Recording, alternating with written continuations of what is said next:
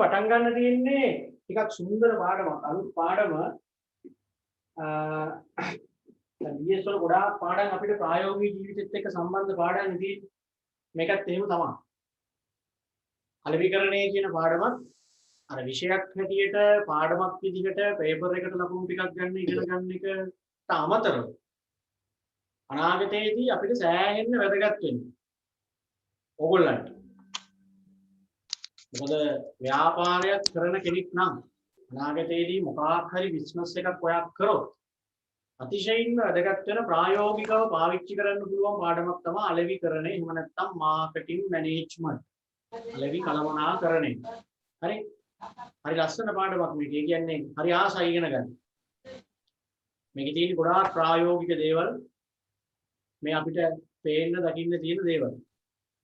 දැන් අලෙවිකරණය කියන වචනේ ඇහෙනකොට මාකටිං කියන වචනේ ඇහෙනකොට ඕගොල්ලන්ට එකපාරටම ඔළුවට එන අදහස මම දන්නවා මොකක්ද කියලා. අලෙවිකරණය කියන වචනේ ඇහෙනකොට ඕගොල්ලෝ නිකන් එකපාරට හිතා ගන්න අර්ථය තමයි අලෙවිකරණය කියන්නේ විකුණනවා. අලෙවි කරුවා කිව්වහම විකුණන්නා. එහෙම නැත්නම් විකුණුම් කරු. එහෙම තමයි ඔයගොල්ලෝ ඔළුවට ගන්න එකපාරට. හැබැයි අලෙවිකරණය කියන්නේ පුතේ ඊට වඩා ගොඩාක් ලොකු සංකල්පයක්. මේක ඇත්තටම දර්ශනයක්. දැන් බිස්නස් කරන අයට අනුගමනය කරන්න කියලා තියෙන දර්ශනයක්. දර්ශනයක් කියන්නේ ආගමක් වගේ දෙයක්. යන්න පෙන්නලා තියෙන මාර්ගයක්. දැන් බුද්ධ දර්ශනය, ක්‍රිස්තියානි දර්ශනය එහෙමනේ තියෙන්නේ. ආගම් කියලා මේ අපි හදාගෙන මේවා අදහනවා, වඳිනවා, පුදනවා. ඒක ඇවිල්ලා අපි අර හිතේ භක්තියට කරන දෙයක්. ඒ වුණාට ඕවා මේ වඳින්න පුදන්නම නෙමෙයි තියෙන්නේ. ඒක ගන්නට ප්‍රශ්නයක් නැහැ. අපි හැමෝම පන්සිල් ගන්නවා, පන්සිල් පද පහ දන්නවා, ගෙදර පහන් පත්තු කරනවා, පොයට පන්සල් යනවා, වෙසක් පුරුදු හදනවා. ඒ මොනවා කරත් අර බුදුහාමුදුරුවෝ පෙන්නලා දීපු මාර්ගයේ අපිට යන්න බෑ. දැන් නිවන් අවබෝධ කරගන්නව නෙමෙයි. ඒකට තමයි මාර්ගය පෙන්නලා තියෙන්නේ. ඔය මාර්ගය අපි දන්නවා. අනුසමරාවේ සරලවම ගමුකෝ පන්සිල් පද පහ ගැන හිතන්නකෝ හැමෝම දන්නවනේ. ඉස්කෝලේත් කියනවා, ගෙදරත් කියනවා පන්සිල් පද පහ දන්නවා. ඔය පද පහ දැනගත්තට පුතේ අපිට ඔය කියන පද පහට අනුව ජීවත් වෙන්න බෑ. ඔය මාර්ගේ යන්න බෑ. දැන් ක්‍රිස්තියානි ආගම අදහන අය වුණත් ඒක තමයි. ඒ පෙන්නලා තියෙන මාර්ගයේ ගමන් කරන්නයි අපිට බැරි. අන්න ඒ වගේ මාර්ගයක් තමයි අලෙවිකරණය කියන්නේ. මාකටිං කියන්නේ ව්‍යාපාර කරන අයට, බිස්නස් කරන අයට ලාභය කරා යන්න. නැත්තම් දියුණු වෙන්න. බිස්නස් එක ගොඩ දාගන්න. ලාභ ලබන්න. පෙන්නපු පාර. ඕනිම ව්‍යාපාරයක මේ පාරේ තමයි යන්න තියෙන්නේ. මොන විදිහේ බිස්නස් එකක් පටන් ගන්න මිනිහෙක් වුණත් ලාභ ලබන්නනේ බිස්නස් එකක් කරන්නේ. කීයක් හරි හොයාගන්නනේ අපි වචනින් කියනවනේ. තේ කඩයක් කරන මිනිහා, දුම් කඩයක් දාන මිනිහා දැන් අමන්ට දියුණු වෙන්නේ. එහෙම නැත්නම් සල්ලි හම්බ කරන්නනේ මේක කරන්නේ. දැන් ව්‍යාපාර කියන පළවෙනි පාඩමේ නිර්වචනයත් එක්ක අරන් බැලුවාම තව තියෙනවා ඉතින් ලාභ නොලබන ව්‍යාපාර එහෙම මේක පැත්තකින් තියන්නකො. මම කියන්නේ දැන් අපි ප්‍රායෝගික ජීවිතයේදී දැන් මම හිතනවා නම් මම අනාගතේ මොකක් හරි බිස්නස් එකක් කරනවා. මොකක් හරි බිස්නස් එකක් මම පටන් ගන්නවා. ඔයගොල්ලෝ අතරත් ඉන්න පුළුවන් මම බිස්නස් එකක් කරනවා කියලා හිතාගෙන ඉන්නවා. දැනට බිස්නස් කරන අම්මලා තාත්තලාගේ ළමයි මේ මෙතන ඉන්නවා. ඒ කාට වුණත් මොන විදිහේ බිස්නස් එකක් වුණත් හැමෝගෙම ගමනාන්තය තමයි සල්ලි හම්බ කරන්නේ. එහෙම නැත්නම් ලාභ ලබන්නේ. උතෙන්ට යන්න තමයි හැමෝම හෙන ගේමක් දෙන්නේ. හැමෝම දඟලන්නේ ඔන්න උතෙන්ට යන්න. එතෙන්ට යන්න තියෙන ලස්සන පාරක්. ඒ පාර තමයි අලෙවිකරණය. ඒ මාර්ගය තමයි අලෙවිකරණය. එහෙම නැතුව මේ අලෙවිකරණය කියන්නේ විකුණනවා කියන එකට කියන සමාන පදයක් නෙවෙයි. මේ මාර්ගයෙන් පෙන්නලා තියෙන්නේ මොන වගේ මාර්ගයක්ද? මොකද්ද මේ කියන පාර? මොකද්ද මේගොල්ලෝ මේ අපිට යන්න කියන මාර්ගය කියලා තමයි මේ පාඩම පුරාවට කියලා දෙන්නේ. ඒකයි මම කිව්වේ සෑහෙන්න වැදගත්. ප්‍රායෝගිකව බිස්නස් එකක් කරද්දී මේ පාඩමේ තියෙන දේවල් අනුගමනය කරොත් අනිවාර්යෙන් ගොඩ යනවා. මොකද මම දැන් මේ කරන්නේ බිස්නස් එකයි. උගන්නන්නේ. ඊට අමතරව ඔය බුක් ෂොප් එකක්, ප්‍රින්ට් ෂොප් එකක් තියෙන ඒ ඔක්කොම බිස්නස් මේවා. තව ව්‍යාපාර අදහස් මගේ ඔළුවේ තියෙනවා. මේ ඔක්කොම බිස්නස්. ඉතින් ඒවැදී දැන්ට මම කරගෙන යන ඒවැදී මම සාර්ථකයි. මම ලාභ ලබනවා. මම දියුණු වුණා. මේ ටියුෂන් ව්‍යාපාරය තුලින් මම ජීවුනේ. එතෙන්දී මේ පාඩම් ඕගොල්ලන්ට උගන්වද්දී අර මට මතක් වෙනවා ඒ මගේ ව්‍යාපාර කටයුත්තටම මම මේ දේවල් පාවිච්චි කරනවා. කියන්නේ මේ කියලා තියෙන දේවල් සම්පූර්ණ ඇත්ත. ඇත්ත කියන්නේ ප්‍රායෝගික ඇත්ත. දැන් සමහර විෂයන් වල තියෙන දේවල් ඇවිල්ලා උපකල්පන නම්මනම් ඒවා ප්‍රායෝගිකව වෙන්නේ. දැන් අපි හිතමු කවුන්ටිං වල ඔයගොල්ලෝ ගිණුම් ගහනවා. මුදල් පොතයි අරක මේක ගිණුම් ගහන්නේ. ප්‍රායෝගිකව ඕක කරන්නේ නැහැ නේ. පොත් අරගෙන දිගට දුරු තියාගෙන ගිණුම් ගහන දඟලන්නේ නැහැ නේ. ඔක්කොම කම්පියුටරෙන් කරන්නේ. ඒ ඉකෝන් වල හැකියාවක් ප්‍රවිතන් කරනවා නම්මනම් ප්‍රායෝගිකව යට ඔය කරන්න වෙන්නේ නැහැ. දැන් මේක ඇවිල්ලා ප්‍රායෝගිකයි. ඔයා අනාගතයේ කැම්පස් ගියත් නොගියත් ජොබ් එකක් කළත් නොකළත් පොඩි සිල්ලර කඩයක් දාගත්තා. පොඩි CD කඩයක් දාගන්න. සැලූන් එකක් දාගන්න. බියුටි සැලූන් එකක් දාගන්න. කෑම කඩයක් දාන්න. තේවත්තක් කරන් වගාන හොටෙල් එකක් දාන්න. මොනවා හරි කරන්න ඉඩ තියෙනවා. අන්න ඒ තැන්වලදී පාවිච්චි කරන්න පුළුවන් තියරි ට්‍රික්ස් තමයි මේකෙන් කියලා දෙන්නේ. අලෙවිකරණේ පාඩේ. එතකොට දැන් ඔය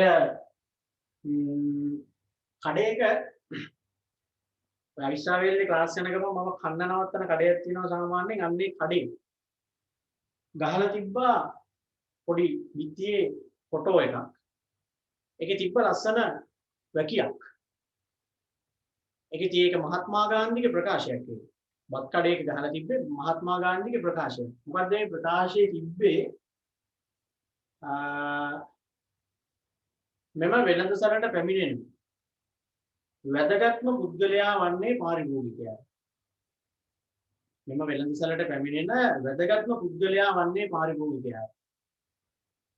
ඔහුට සේවය කිරීම අප ඔහුට කරන උදව්වක් නොවේ. ඔහුට සේවය කිරීම අප ඔහුට කරන උදව්වක් නොවේ. එසේ කිරීමට ඉඩ සලසා දීමෙන් ඔහු කරන්නේ අපට උදව්වකි. තේරෙනවද දන්නේ නැහැ ඔයගොල්ලන්ට? ගහලා තිබ්බ ප්‍රකාශය. ඔහු අපේ සේවකයෙකු නොවේ. මම මේක ප්‍රසන්ටේෂන් එකේ දාලා තියෙනවද කොහෙද? අර හරියට මේක අර වචන ටික ගලප ගන්න බෑ. අන්න ඔහු ප්‍රකාශය. ඊ යටින් තිබ්බ මහත්මා ගාන්ධි කියලා මම ඒක ෆොටෝ එකක් ගහගෙන ඇවිල්ලා ඔය ස්ලයිඩ් දානකොට මම පෙන්නනවා මම ඉතින් පාඩම කරද්දි. එතකොට මේක තමා අලෙවිකරණය කියන සංකල්පය අලෙවිකරණය කියන පාඩම ගැන සම්පූර්ණ අදහස මේකස් තියෙනවා. මේ ප්‍රකාශය තුලේ තියෙනවා. මෙම වෙළඳසැලට පැමිණෙන වැදගත්ම පුද්ගලයා වන්නේ පාරිභෝගිකයා. මොනම විදිහේ බිස්නස් එකක් වුණත් ඒ ව්‍යාපාරයේ අයිතිකරුවා මොන මට්ටමේ මොන තරාතිරමක කෙනෙක් වුණත් මොන ලොක්කෙක් වුණත් බිස්නස් කරන මිනිහා හිතන්න ඕනේ හැම වෙලේම ඔය ඔහොම මෙම වෙළඳසැලට පැමිණෙන වැදගත්ම පුද්ගලයා වන්නේ පාරිභෝගිකයා. වෙන කිසිම කෙනෙක් නෙවෙයි වැදගත්ම චරිතය තමයි පාරිභෝගිකයා. ඔහුට සේවය කිරීම ඔබ ඔහුට කරන උදව්වක් නෙවෙයි. පාරිභෝගිකයා ආවහම එයා ඉන්දන බඩු දෙනවා, එයා ගැන හිතලා වැඩ කරනවා, එයාට උදව් කරනවා කියන එක කිසිම වෙලාවක ව්‍යාපාරිකයෙක් හිතන්න ඕනේ නැහැ. හිතන්න හොඳ නැහැ. අපි මේ පාරිභෝගිකයාට මේ උදව්වක් කරනවා. එසේ කිරීමට ඉඩ සලසා දීමෙන් ඔහු කරන්නේ අපට උදව්ව. අපේ කඩේට ආපු එකකින් එයා අපිට තමයි උදව්වක් කරලා දෙන්නේ. දැන් නිකමට හිතන්නකො දැන් සාමාන්‍ය කුක්සිටි එකට එහෙම ගියාම ඒවැය වැඩ කරන සේවකයෝ අපිට මාර විදිහට සලකනවා. උදව් කරනවා. එයා යටහත් පහත්ව අපේ සේවකයෙක් අපේ නිකන් බැල මෙහෙවරකම් කරන කෙනෙක් වගේ තමයි මේ මහ පරිමාණ ව්‍යාපාර ලොකු රෙදි කඩවල කුක්සිටි වල එහෙම වැඩ කරන මේ තරුණ කොල්ලෝ කෙල්ලෝ සර් කියලා මිස් කියලා hina වෙන කතා කරලා එහෙම කරනවා.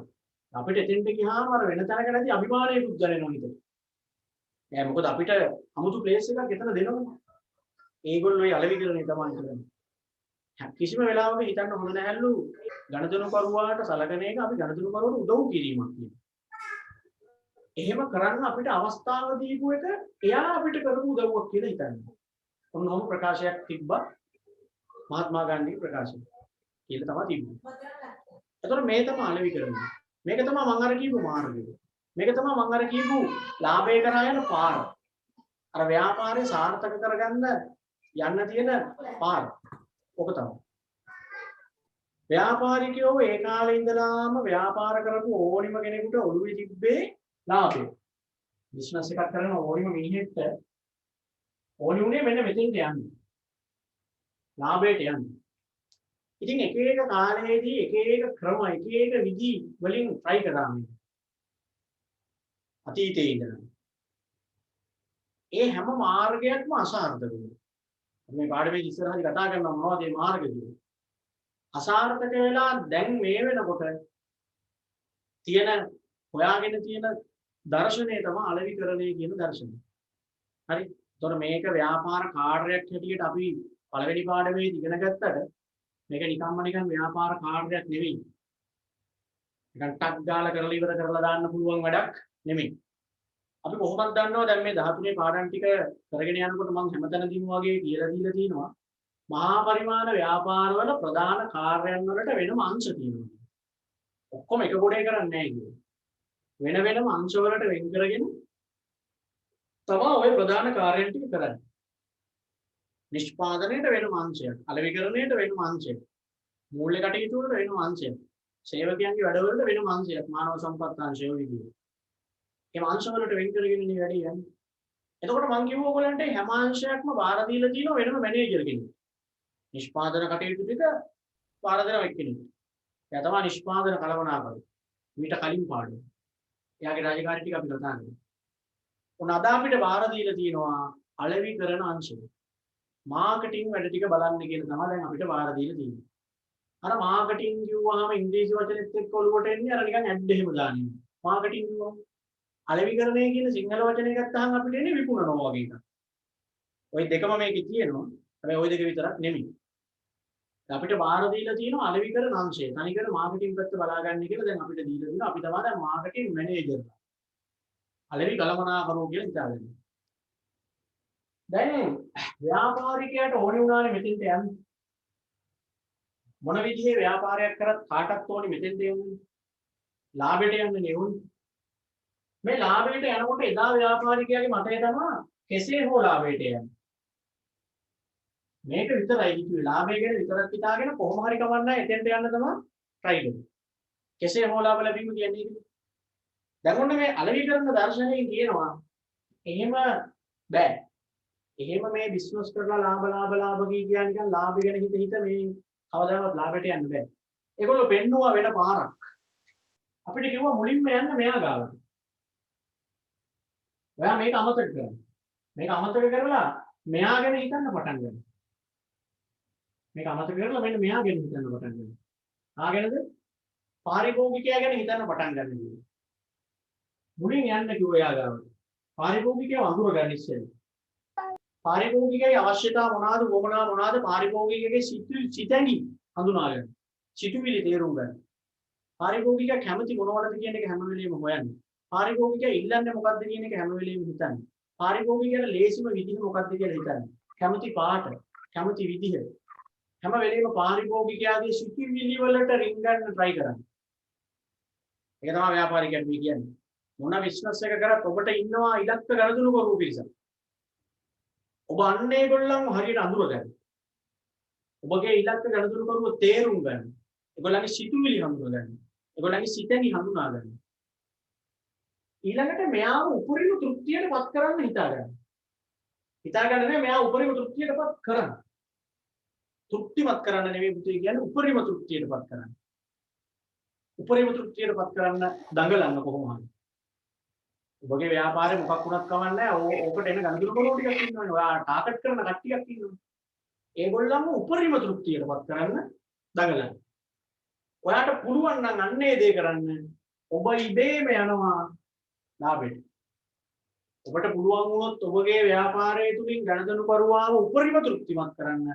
ලාභේ පස්සේ ඔයා යන්න ඕනේ. ඔයා පස්සේ එනවා ලාභ. ඒක තමයි මේ දර්ශනයෙන් පෙන්නලා දුන්නේ. දැන් මම කරන්නේ ව්‍යාපාරයක්. මගේ ඉලක්ක ගණදනු කරුවෝ තමයි ඕගොල්ලෝ. මම හෙන ගේමක් දෙන්න ඕනි. මම මාන විදියට උත්සාහ කරන්න ඕනි. ඔයාව හඳුනා ගන්න. ඔයගොල්ලන්ව තේරුම් ගන්න. ඔයගොල්ලන්ගේ සිතුවිලි මම හඳුනා ගන්න. සිතෙන්ගේ හඳුනා ගන්න. මේ ටික මම හඳුනා ගන්නා ප්‍රමාණය මත මගේ දියුණුව තීරණය වෙනවා. දියුණුව හෝ පරිණාමය. මම හැම වෙලෙම ඔයාගේ පැත්තෙන් හිතන්න ඕනේ. ඔයාට ලේසියක් කරන්න හිතන්න ඕනේ.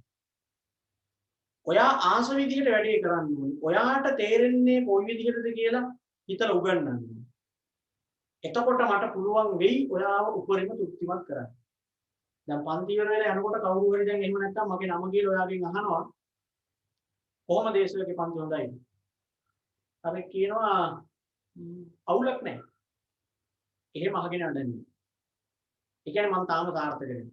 අවුලක් නැහැ කියලා කියනවා කියන්නේ අර හොඳයි කියලා කියන්න තරම් ගැම්මක් නැහැ. බොහෝ විට අවුලක් නැහැ කියන වචනේ වැඩක් නැහැ කියන එකට සමාන පදයක් විදිහට තමයි ගන්න ඕනේ බිස්නස් වල. මොකද සමහර අය මූණට කියන්නේ වැඩිකමට ඉහුව කියනෝනේ. දැන් විශේෂයෙන් මම ඇහුවොත් ඕගොල්ලන්ගෙන් කෙලින්ම මං කියන දේවල් තේරෙනවද කියලා ඔක්කොමලා කියන්නේ ඔව් කියලා. මොකද වාගේ ඊයටවත් මගේ මූණට කියන්නේ අන්න ඔබ කියන්නේ අපිට තේරෙන්නේ නැහැ කියලා. වෙන කෙනෙක් ඇහුවොත් සමහර විට කිසිම සම්බන්ධයක් නැති කෙනෙක් ඇහුවොත් ඔන්න ඔයා බොක්කෙම උත්තරේ දෙයි. හොඳද නැද්ද කියලා. යන්තම් හරි මොකක් හරි මට සම්බන්ධ කෙනෙක් ඇහුවොත් ඔයා අනිවාර්යෙන් හොඳ නැහැ කියන්නේ.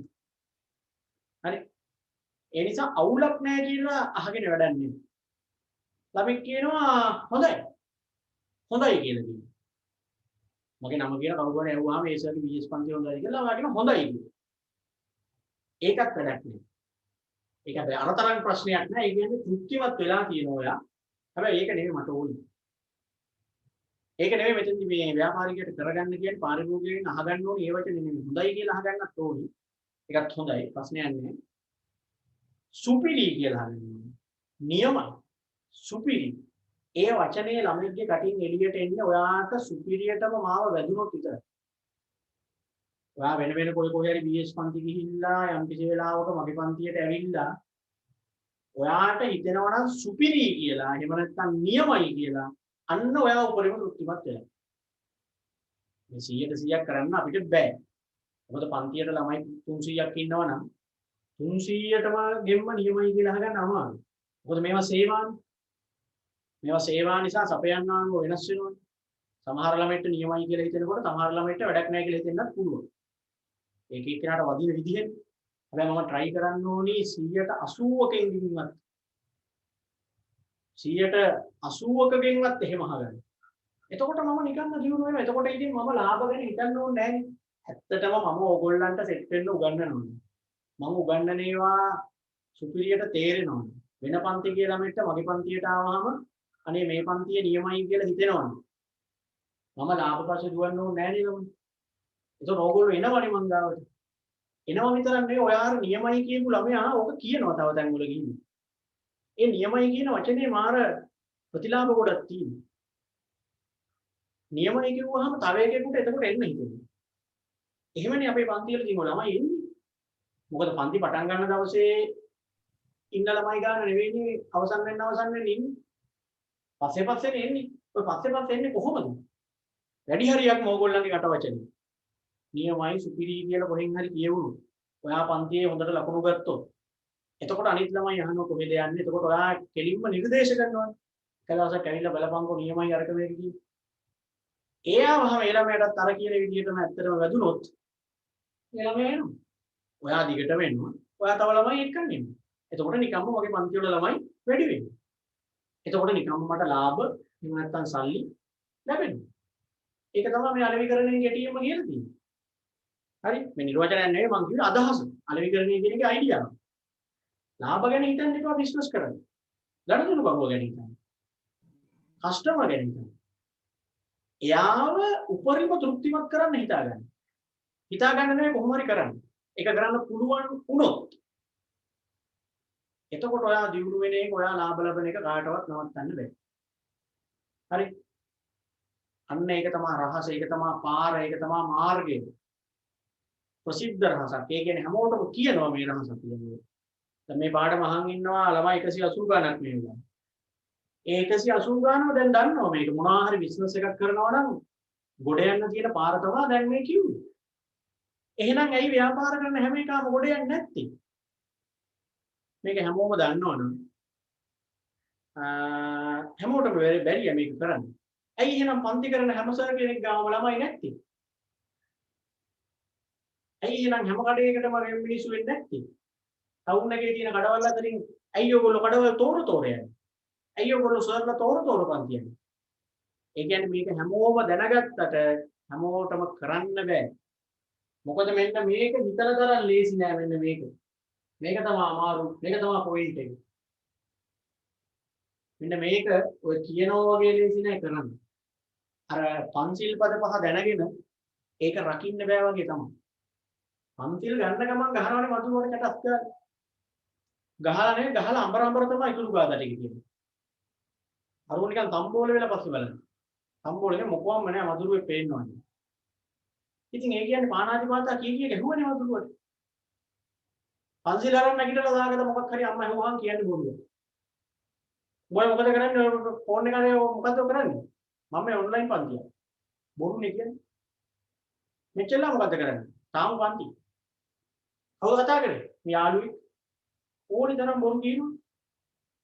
ඒ පන්සිල් පද පහ දන්නෝ. මටත් බෑ ඔය පහ රකින්න. පහම රකින්න. ඒ කියන්නේ අපි මාර්ගය දැන මාර්ගය ය아가න්න බැරි කේස් එකක් නෙවෙයි. මේකත් එහෙම තමයි. ව්‍යාපාරිකයන්ට ඒක තමයි කතන්දරේ. ඉතින් බිස්නස් පටන් ගත්තොත් බිස්නස් එකක් කරන මිනිහා දන්නවා මේක තමයි තියරිය. දැනගත්තත් කරන්න බෑ. හැමෝටම මේක කරන්න බෑ. 100% කරන්න බෑ කොහොමද? මොකද මෙන්න මෙයාව අඳුන ගන්නවා කියන එක මහා අමාරු වැඩක්. ගණදොනු කරුවව තේරුම් ගන්නවා කියන්නේ. ඉලක්ක ගණදොනු කරුව හඳුන ගන්නවා කියන්නේ. එයාගේ සිතුවිලි තේරුම් ගන්නවා කියන්නේ. දැන් මගේ පන්තියට ඇවිල්ලා පන්ති වැඩක් නැහැ කියලා දාලා යන ළමයි ඉන්නවනේ ඕනි තරම්. මොකද පළවෙනි දවසේ ඉඳලා පන්තියට සම්බන්ධ වෙච්ච ළමයි ඔක්කොම පන්ති අවසන් වෙනකොට පන්තියේ නැහැ. යම් ළමයි යනවා. මොකද හැමෝටම හරියන්න කරන්න මේක අමාරුයි. ඉතින් මම දක්ෂ වෙන්න ඕනි එන අයගෙන් වැඩි ප්‍රමාණයක් රඳවන්න. තව අය ගෙන්න ගන්න වගේම ගෙන්න ගන්න කට්ටිය තියාගන්න. එහෙම ගෙන්න ගන්නයි තියාගන්නයි මට කරන්න තියෙන්නේ එකම එක දෙයයි. මට කරන්න තියෙන්නේ ඔයාව තේරුම් අරගෙන වැඩ කරන්න. ගණදෙනු කරුවා හඳුනගෙන වැඩ කරන්න ඕනේ. තේරුම් අරන් වැඩ කරන්න. හරි? ඕක තමයි මේ පාඩමෙන් උගන්වන්නේ. කොහොමද මේක කරන්නේ? ඔය ගණදෙනු කරුවට ඕන විදිහට වැඩ කරනවා කියලා අපි නිකන් හරි සරලව කිව්වට සෑහෙන දේවල් තියෙනවා හිතන්න. ගණදෙනු කරුවා උපරිම තෘප්තිමත් කරනකොට එක එක පැති වලින් මේක කරන්නේ. නෑ අපි හරි ලේසි කියන්නේ ගණදෙනු කරුවා උපරිම සතුටු කරන්න. එච්චරයි කරන්න තියෙන්නේ. ඔය එච්චර තමයි කරන්න තියෙන්නේ. ගණදෙනු කරුවා සතුටු කරනවා කියන එක කී පැත්තකින් හිතලා බලලා කරන්න තියෙන්නේ. ඒක තමයි මේ පාඩමේ තියෙන්නේ. කොහොමද ඒක කරන්නේ? ගණදෙනු කරුවෙක් ගැන හිතන්න ඕනේ මොන විදිහටද? ඒ ඔක්කොම ටික මේක උගන්වන්නේ. හරි? ඔක තමයි අලෙවිකරණය කියන්නේ. ඒතර අපිට නිර්වචනයක් හදන්න පුළුවන් මෙහෙම අලෙවිකරණයට මේ ඇඳලා තියෙන රූප ටික දිහා බලලා නිර්වචනයක් හදන්න පුළුවන් අලෙවිකරණය. කොහොමද නිර්වචනය හැදෙන්නේ? ගණදෙනු කරුවන්ගේ අවශ්‍යතාව වුණා උපරිම වශයෙන් තෘප්තිමත් කිරීම තුලින් ව්‍යාපාරික අරමුණු ළඟා කර ගැනීම. මොකද?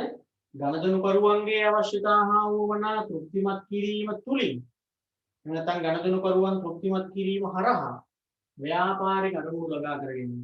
නැත්නම් ව්‍යාපාරික අරමුණු වලට යාම. ඒක තමයි අලෙවිකරණය කියලා කියන්නේ. මේ තියෙන අලෙවිකරණය. මේ තියෙන අලෙවිකරණය තමයි. මුලින් ගණදෙනු කරුව තේරුම් ගන්න. එතකොට නිකම්ම ලාභයට යනවා. ඉතින් මෙන්න මෙතන තමයි මුළු පාඩමම තියෙන්නේ. මුළු පාඩමම මෙන්න මෙතන තමයි කතා කරන්නේ. කොහොමද ගණදෙනු කරුවා ඔය කියන විදිහට උපරිම තෘප්තිමත් කරන්නේ? මොනවද අපි එතෙන්දි හිතන්න ඕනේ? මොනවද අපි එතෙන්දි දැනගෙන ඉන්න ඕනේ? ඔය ටික තියෙනවා. ගන්න ටියුට් එක බලන්න. අලෙවිකරණය කියන්නේ. මේ තියෙන්නේ. පළවෙනිම පිටුවේ කලර් පිටුවක් තියෙනවා. ඒ කලර් පිටුවේ මම දාලා තියෙනවා අර මම දැකපු ටෝක් එක. ගණදෙනු කරුව. මෙතනට එන වැදගත්ම පුද්ගලයාය. ගණදෙනු කරුව කියන්නේ මෙතනට එන වැදගත්ම පුද්ගලයා. ඔහු අපෙන් යැපෙන්නේ නෝ. අප ඔහුගෙන් යැපෙන්න ඕවෙමු. බලන්න ව්‍යාපාරිකයට හිතන්න කියන්නේ ඔන්න ඔය විදිහට. අපි දන්නවා සමහර කඩවලට ගියාම මුදලාලිගේ ගෑස් බලන්න එපා අපි. එන රෙස්පර්ට් මුදලාලිලා ඉන්න සමහර කඩවල අපි නිකන් අර හිඟා ගන්න ගියාම ගේ ණයට ඉල්ලන්න ගියාම. අර අවිස්සාවේලි ශීසුමන ඉස්සරහා තියෙන අර කැම කඩයක් අර ඉන්නේ අර ගෑනු කෙනෙක් නිකන් මුස්ලිම් තුරුම දාගෙන කොයි වෙලේ හිනාවක් නැහැ නිකන් බැනගත්ත ගමම යන මිනිස්සු. මම එක දවසයි ගියේ. දන්නවනේ? ඔක පන්තියේ කියනකොට නම් ළමයි දන්නවා කියලා ටක් ගාලා ළමයි hina වෙනවා අර මතක් වෙනවා ඒ කඩේ. එහෙම තියෙනවා කඩවල. නිකන් මාර මේ රෙස්පෙක්ට් එකේ මුදලාලි ඉන්නේ නිකන් එන ලොකු සීන් එක. මුදලාලි දැන් යාන වාහන ඇති, ගෙවල් හදලා ඇති. එයා ලොක්ෙක් වෙන්නේ නැති. හැබැයි එයා අමතක කරන්න හොඳ නෑ. එයා ලොක්ෙක් උනේ එයාගේ මේ ව්‍යාපාරය නිසා කියන්නේ. මේකට මිනිස්සු නාවොත් එයා නැවත බිඳුවට වැටෙනවා කියන්නේ. සර්ලත් එහෙමනේ. සර්ලත් ඔය පන්ති පටන් ගන්න කාලේ ළමයින්ට වඳින්න නැති එක විතරයි. ගෙවල් වලට කතා කරනවා, ළමයින්ට කෝල් කරනවා, මැසේජ් කරනවා. ඊට පස්සේ ළමයි ටිකක් පන්තියේ වැඩි වෙලා මේ වාහනයක් හිම අරගෙන ටිකක් ජනප්‍රිය වුණාම ළමයින්ව ගණන් ගන්නෑ. කතා කරන්නේ ළමයින් ප්‍රශ්නයක් ඇහුවට උත්තර දෙන්නේ. නිකන් හින රෙස්පෙක්ට් එකේ තමයි ඇවිල්ලා වාහනින් බැලලා පන්තියට යන්නේ. يعني මනුස්සයාට අමතක වෙලා තියෙනවා එයා එතෙන් ආවේ ළමයි හින්දා කියලා. හරි. ඒ කියන්නේ සාමාන්‍යයෙන් ඔය මේ අපිත් එක්ක එකටම ඉන්න සමහර ගුරුවරු يعني යාළුවෝ ටියුෂන් ශේෂ්ත්‍රයේ ඉන්න ගොඩක් අය යාළුවෝනේ. ඔය බණින වෙලාවකට මට. ඔය ළමයි එක්ක නිකන් යාළුවෝ වගේ ඉන්නෝද? නිකන් ළමයි පන්තියේ එළිය කොහේ හරි වාඩි වෙලා ඉන්නකොට මාත් එතනින් ගිහින් වාඩි වෙලා උන් ඉතින් අයියෙක් ගහන් ඉන්න කොල්ලොත් එක්ක. ඔක දැකලා සමහර අය බයින්නේ පිස්සු ඔය ළමයිත් එක්ක කොහොම එකට වාඩි වෙන්න එපා. ළමයි මෙහෙම ඕනට ඕන ළඟට ගන්න එපා. තමන්ගේ තත්ත්වය තියාගෙන ඉන්න. ගුරුවරයෙක්නේ ගුරුවරයා තත්ත්වය තියාගෙන ඉන්න. ඒ තත්ත්වය හැදුනේ ළමයි හින්දානේ. ළමයි පන්තියට නාවා නම් කොහෙද තත්ත්වය? අන්න ඒක අමතක වෙලා නේ මිනිස්සුන්ගේ. ඒ කියන්නේ මෙන්න මේ විදිහට හිතලා වැඩ කරන්න කියලා කියන්නේ ඒකයි. බිස්නස් කරලා අසාර්ථක වෙන්නේ ඒකයි. එහෙම වුණාම කාලයක් යද්දී හිටපු මට්ටමටම වැටෙනවා. බිඳුවටම වැටෙනවා. හරි. ඒ කියන්නේ ජනදනු කරුවා තමයි වැදගත්ම පුද්ගලයා. ඔහු අපේ යැපෙන්නෙක් නෙවෙයි. අප ඔහුගෙන් යැපෙන්න ඕනේ. ඔයා මගෙන් යැපෙන්නේ නැහැ. මම ඔයාලට කන්න අඳින්න දෙන්නේ නැහැ. හැබැයි මම කන්න අඳින්නේ ඔයා හින්දා. අන්න ඒක මම ඔළුවේ තියාගන්න ඕනේ හැම වෙලාවෙම.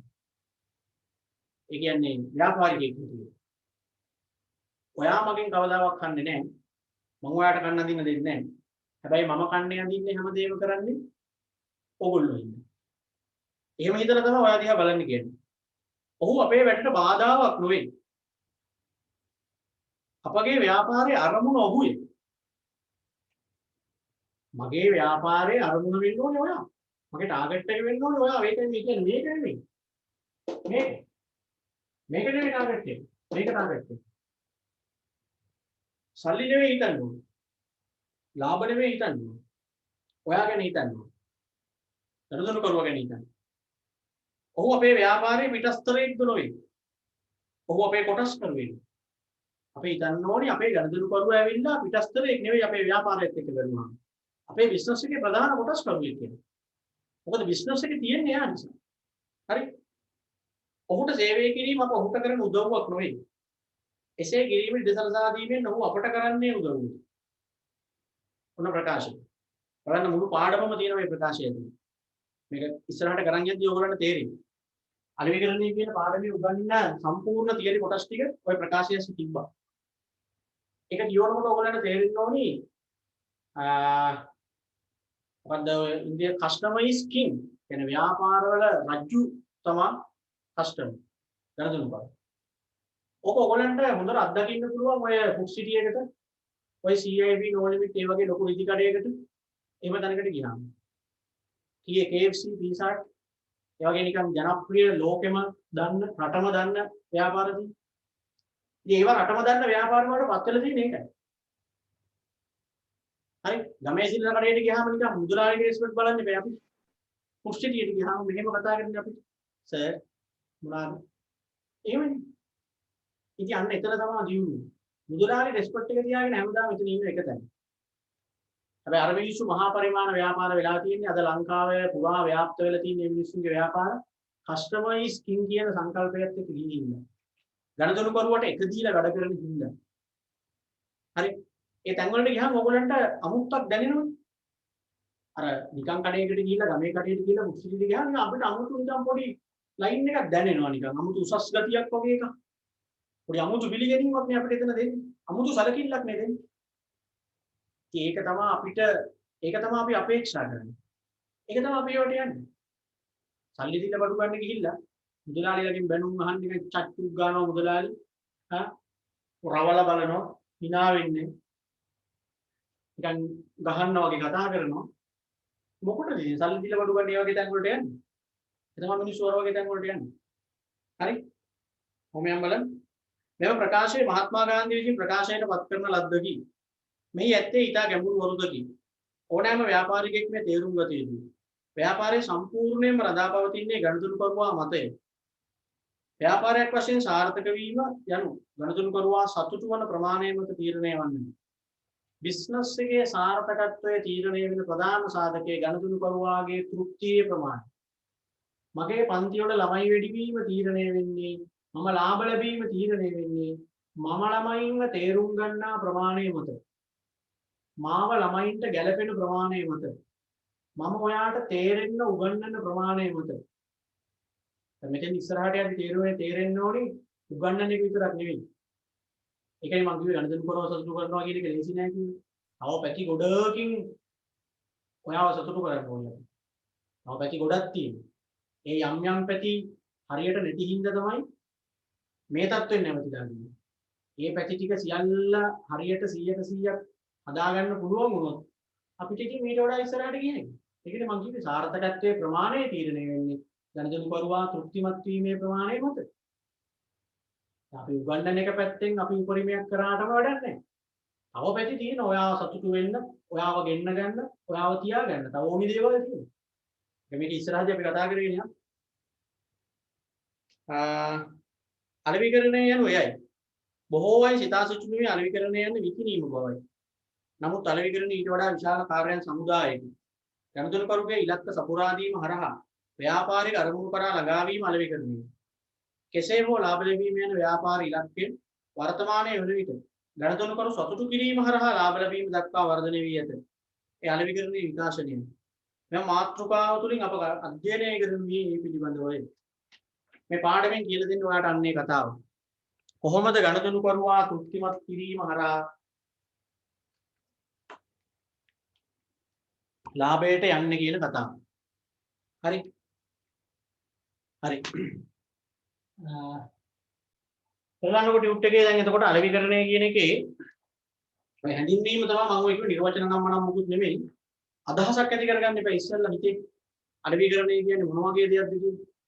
අලෙවිකරණය කියන්නේ එතකොට නිර්වචන නම් මනම් මතක් කරන්න එපා. ඕක ඇහෙන හැම වෙලාවකම අලෙවිකරණය කියන්නේ ගනුදෙනු කරුවන්ව සතුටු කිරීම හරහා ව්‍යාපාරික අරමුණු ළඟා කර ගැනීම. තවත් ඕක කෙටි කරලා මතක තියාගන්නවා නම් ගනුදෙනු කරුට ඕන විදියට වැඩ කරනවා කියන්නේ. කෙනෙක් අලෙවිකරණය කරනවා කියන එකේ සරලම තේරුම තමයි ගනුදෙනු කරුට ඕන විදියට අපි ව්‍යාපාරය කරනවා කියන්නේ. ඒක තමයි මාකටිං කියන්නේ. මේකේ ප්‍රධාන දේ තමයි ගනුදෙනු කරුව අල්ලා ගැනීම සහ රඳවා ගැනීම. කියන්නේ ඉස්සර වෙලා තිබ්බ තියරිය තමයි ගනුදෙනු කරු අල්ලා ගැනීම. අල්ලා ගැනීම. දැන් එහෙම නෙමෙයි. දැන් මේ පස්සේ තමයි හොයාගත්තේ දර්ශනය. අල්ලගෙන විතරක් මදි. අල්ලලා මොකද්ද කරන්න කියන්නේ? හා? අල්ලලා හොල්ලන්න නෙමෙයි අල්ලලා තියාගන්න ඕනේ. අල්ලලා තියාගන්න දඟලන්නේ. ගණදෙනු කරුව අල්ලගත්තට මදි. අල්ලගන්න ඕනි. අල්ලලා තියාගන්නත් ඕනේ. ඒක කරන එක තමයි අලෙවිකරණය කියන්නේ. ගණදෙනු කරුව අල්ලා ගැනීම සහ රඳවා ගැනීම. හරි? ගණදෙනු කරුව අපි ළඟට ගෙන්න ගන්නත් ඕනේ. ගෙන්න ගත්තු එකාව දිගටම තියාගන්නත් ඕනේ. පැහැදිලිද? ගණදෙනු කරුව කොහොම හරි ගෙන්නගෙන තියාගන්න. මේ ගෙන්න ගන්නයි තියාගන්නයි කරන දේවල් තමයි අලෙවිකරණය තියෙන්නේ. කොහොමද ගෙන්න ගන්නේ කොහොමද තියාගන්නේ? ඉතින් ඕකනේ බිස්නස් එකක වෙන්න ඕනේ. ඕකනේ වෙන්න ඕනේ. කොහොම හරි ගෙන්න ගන්න. ගෙන්න ගත්තට පස්සේ තියාගන්න. අඩන් එන්නකොට ටියුට් එක ඇතුළේ පිටු වලට පාරිභෝගික අවශ්‍යතා හා වමනා තෘප්තිමත් කිරීමට අවශ්‍ය භාණ්ඩ හා සේවා සැපයීම සඳහා වූ ක්‍රියාවලිය අලෙවිකරණයයි. ව්‍යාපාර ලෝකයේ අලෙවිකරණයේ මහඟු කාර්යයක් ඉටු කරයි. අලෙවිකරණයේ නොමැතිව සමහර භාණ්ඩ හා සේවා ඒවා මිලදී ගැනීමට කැමති පුද්ගලයන් වෙත කිසිදා ළඟා නොවනු ඇත. ඒ කියන්නේ පුතේ දැන් අපිට අද පේනවා වෙළඳපොළට ගියාම මාකට් එකට ගියාම අපේ ඕනෑපාකම් ගැන කොයිතරම් දුරට ව්‍යාපාරිකයෝ හිතනවද කියලා. අපිට ඕනි දේවල් ගැන අපේ සිතුවිලි ගැන කොයිතරම් ටච් එකේ ඉන්නවද කියලා ව්‍යාපාරිකයෝ. මොකද අපි හිතාම හිටපු දේවල් කඩේ තියෙනවා ගිනාම. අපි හිත මවවා ඉන්න සමහර දේවල් වෙළඳසරට ගියාම තියෙනවා. ටීවී එකේ ඇඩ් එහෙම යනවා. මේක එකපාරට. ඒ කියන්නේ ඒගොල්ලෝ අපේ සිතුවිලි තේරුම් ගන්න තියෙනවා. හරි. සිතුවිලි තේරුම් ගන්න තියෙනවනේ කියන්නේ. දැන් මේ දවස්වල දැන් ව්‍යවසායකත්වයට සම්බන්ධයි ටිකක් එතකොට මේ. දැනගෙන කරුවගේ සිතුවිලි තේරුම් අරගෙන ඒකට අනුව මොනවා හරි දෙයක් කරනවා නම් ඒ කියන්නේ අවස්ථා ග්‍රහණය කර ගැනීමක් වගේ. දැන් අපිට මේ මාසේ ඔය ටියුට් බෙදන්න ළමයින්ට යවන්න ක්‍රමයක් තිබ්බේ නැහැ. එහෙම ක්‍රමයක් නැතුව කල්පනා කරගෙන ඉන්නකොට 7 වෙනිදා මේ සංචරණ සීමා දීර්ඝ වෙනවා. 8 වෙනිදා ඉඳලා ළමයි කෝල් එනවා ඕගාන. මේ කොහෙන්ද කෝල් එන්නේ? කුරියර් කම්පැනි වලින්. කුරියර් කම්පැනි වලින් කෝල් එනවා අපිට. අපේ නම්බර කොහෙන් හරි හොයාගෙන. 3කින් විතර ආවම. කෝල් කරලා මොකද? මේ අහවල් සර්ද කතා කරන්න ගියා ඔව්. සර් මේ ටියුට් එහෙම ළමයින්ට යවන එහෙම තියෙනවා නම් මේ අපි කරනවා ඒවා. මෙහෙම අපි වෙනම පැකේජ් එකක් හදලා තියෙනවා ටියුෂන් සර්ලට අනු බලන්න. මෙහි 17 සංචරණ සීමා දානකොට 8 වැඩ පටන් ගන්න මේගොල්ලෝ. 8 වෙනකොට 8 වෙනිදා වෙනකොට වැඩ පටන් ගන්නවා. ඒක තමයි ළමයි මාකටිං කියන්නේ. අපේ සිතුවිලි අපි දැන් මම කල්පනා කරගෙන ඉන්නේ ඒකනේ. කොහොමද දැන් මේ මාසේ ටියුට් එක යවන්නේ? අන්න එනවා ගෝල් එක සුදුසු ගාන. නම් මගේ හිත කියෙව්වා වගේ අපි කියන පේන බලනවා ශාස්ත්‍ර බලනවා කියන්නේ. එහෙම එකක් තමයි මේක. ඔය පේන ශාස්ත්‍ර නම් නම් ඒව බොරු. සිතුවිලි තේරුම් ගන්න පුළුවන් හරියට බිස්නස් කරන එක. හරි. දැන් මේ ළඟදී මට ආරංචියක් ආවා මේ ඉන්ටර්නැෂනල් බැංකුවේ ඒගොල්ලෝ හඳුන්වලා දීලා තියෙනවා ළමයි ඇප් එකක්. තාම මම වැඩි විස්තර දන්නේ නැහැ මාත් ඒක හොයනවා. ආදීකිතින්ද බෑනේ බැංකුත් එක්ක සම්බන්ධ කරගන්න කාටවත් කතා කරන්න. ඒගොල්ලෝ ඇප් එකක් හඳුන්වලා දීලා තියෙනවා දැන් ඔන්ලයින් බැංකින් පහසුකම නැතුව ඔන්ලයින් බැංකින් පහසුකම තියෙන්න ඕනේ නැහැ.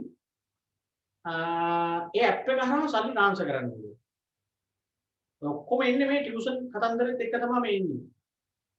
දැන් මොකද දැන් ඇත්තටම ඔය කුරියර් කර දඟලන්න ඕනේ නැහැ නේ ළමයින්ට මට පුළුවන් PDF එක ගෙවන්න.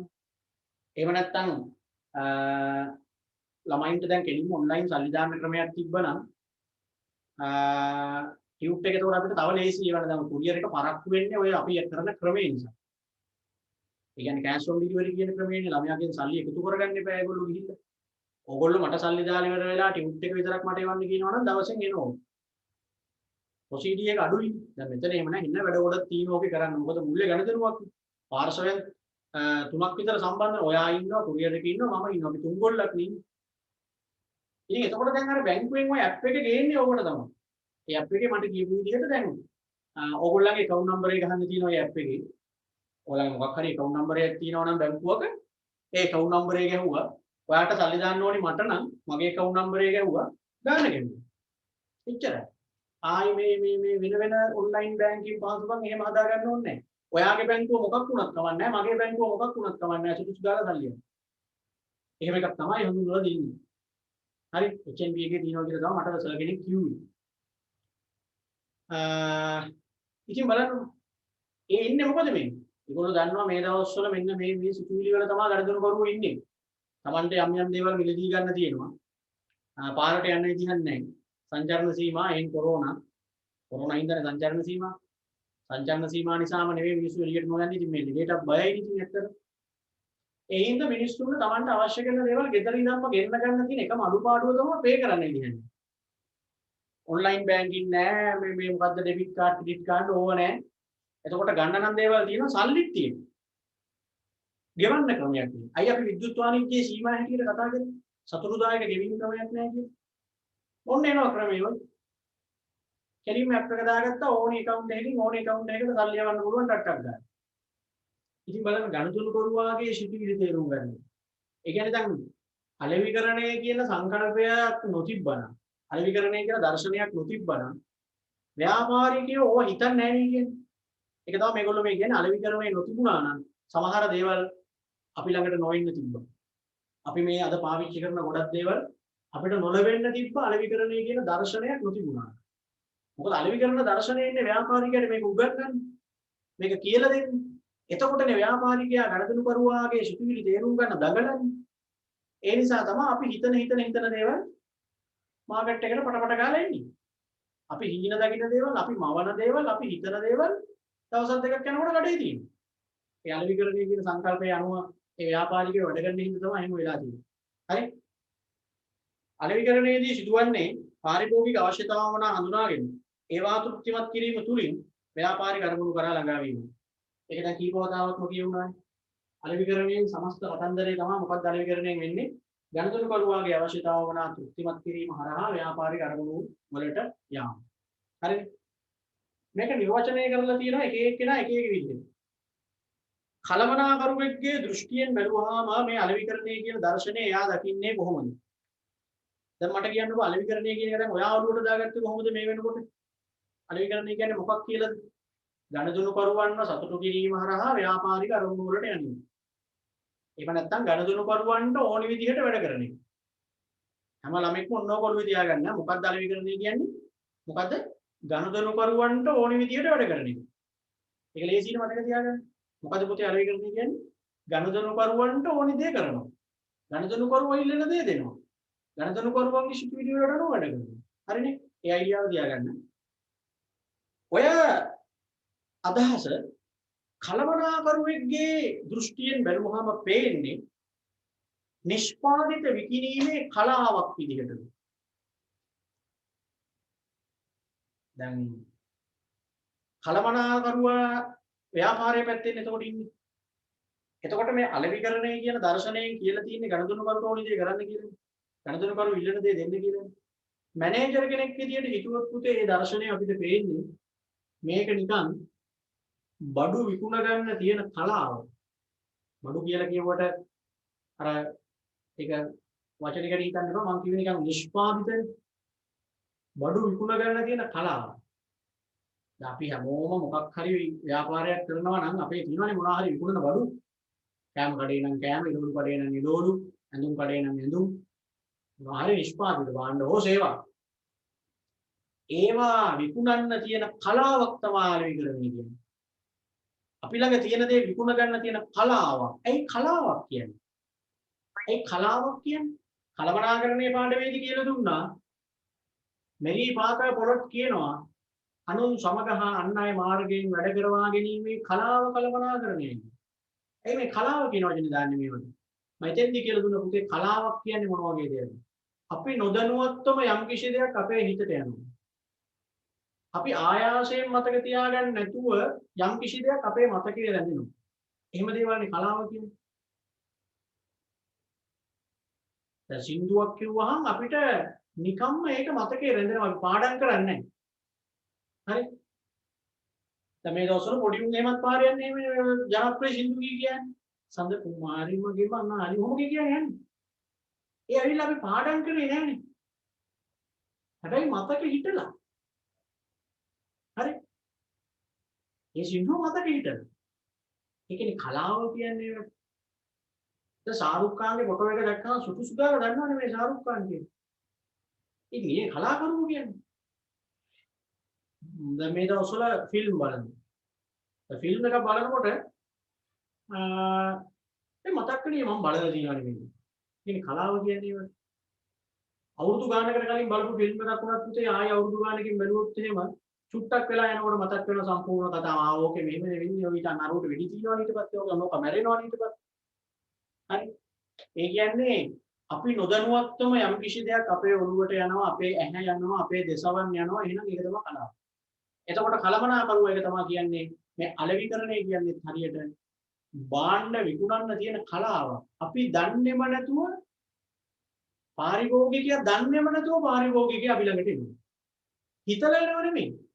අර සින්දුවක් මතක හිටින්නා වගේ අර ජනප්‍රිය නළුවෙක්ගේ රූපේ මතක හිටින්නා වගේ අපි ඒ කඩේටම ගිහිල්ලා නිකම් යනව නෙමෙයි යැවිලා. හරි? දැන් කෑම කඩයක් කිව්වහම ඒකටමයි අපි යන්නේ. හිතලා ගියේ නෑ. කන්න කිව්වහම ඒ කඩේ ගාවටමයි යවෙන්නේ නිකම්. අන්න බලන්න. ඒක තමයි එයා කියන්නේ. අර කලාවක් කියන පාරිභෝගිකයා නිරායාසයෙන් අපි ළඟට එනවා මේ වැඩේ කළොත් අපි. ගෙන්න ගන්න ඕනේ එනවා. දැන් සමහර ළමයි මේ ඔන්ලයින් කාල සීමාව තුල සමහර ළමයි ඔන්ලයින් පන්ති වලට සම්බන්ධ වෙන්න බැරි නිසා නම් ප්‍රශ්න හින්දා ඔය ඉතින් තමන්ගේ ගෙවල් ගාව තියෙන පොඩි පොඩි පන්ති වලට එහෙම සම්බන්ධ වෙලා තියෙනවා. සමහර ළමයි ඉතින් ඔය කැම්පස් වල ලක් කරලා සෙට් කරගෙන එහෙම ඉතින් මේවා ඉගෙන ගන්නවා. හැබැයි ආයෙ පන්ති පටන් ගත්ත ගමන් ආයෙ එනවා.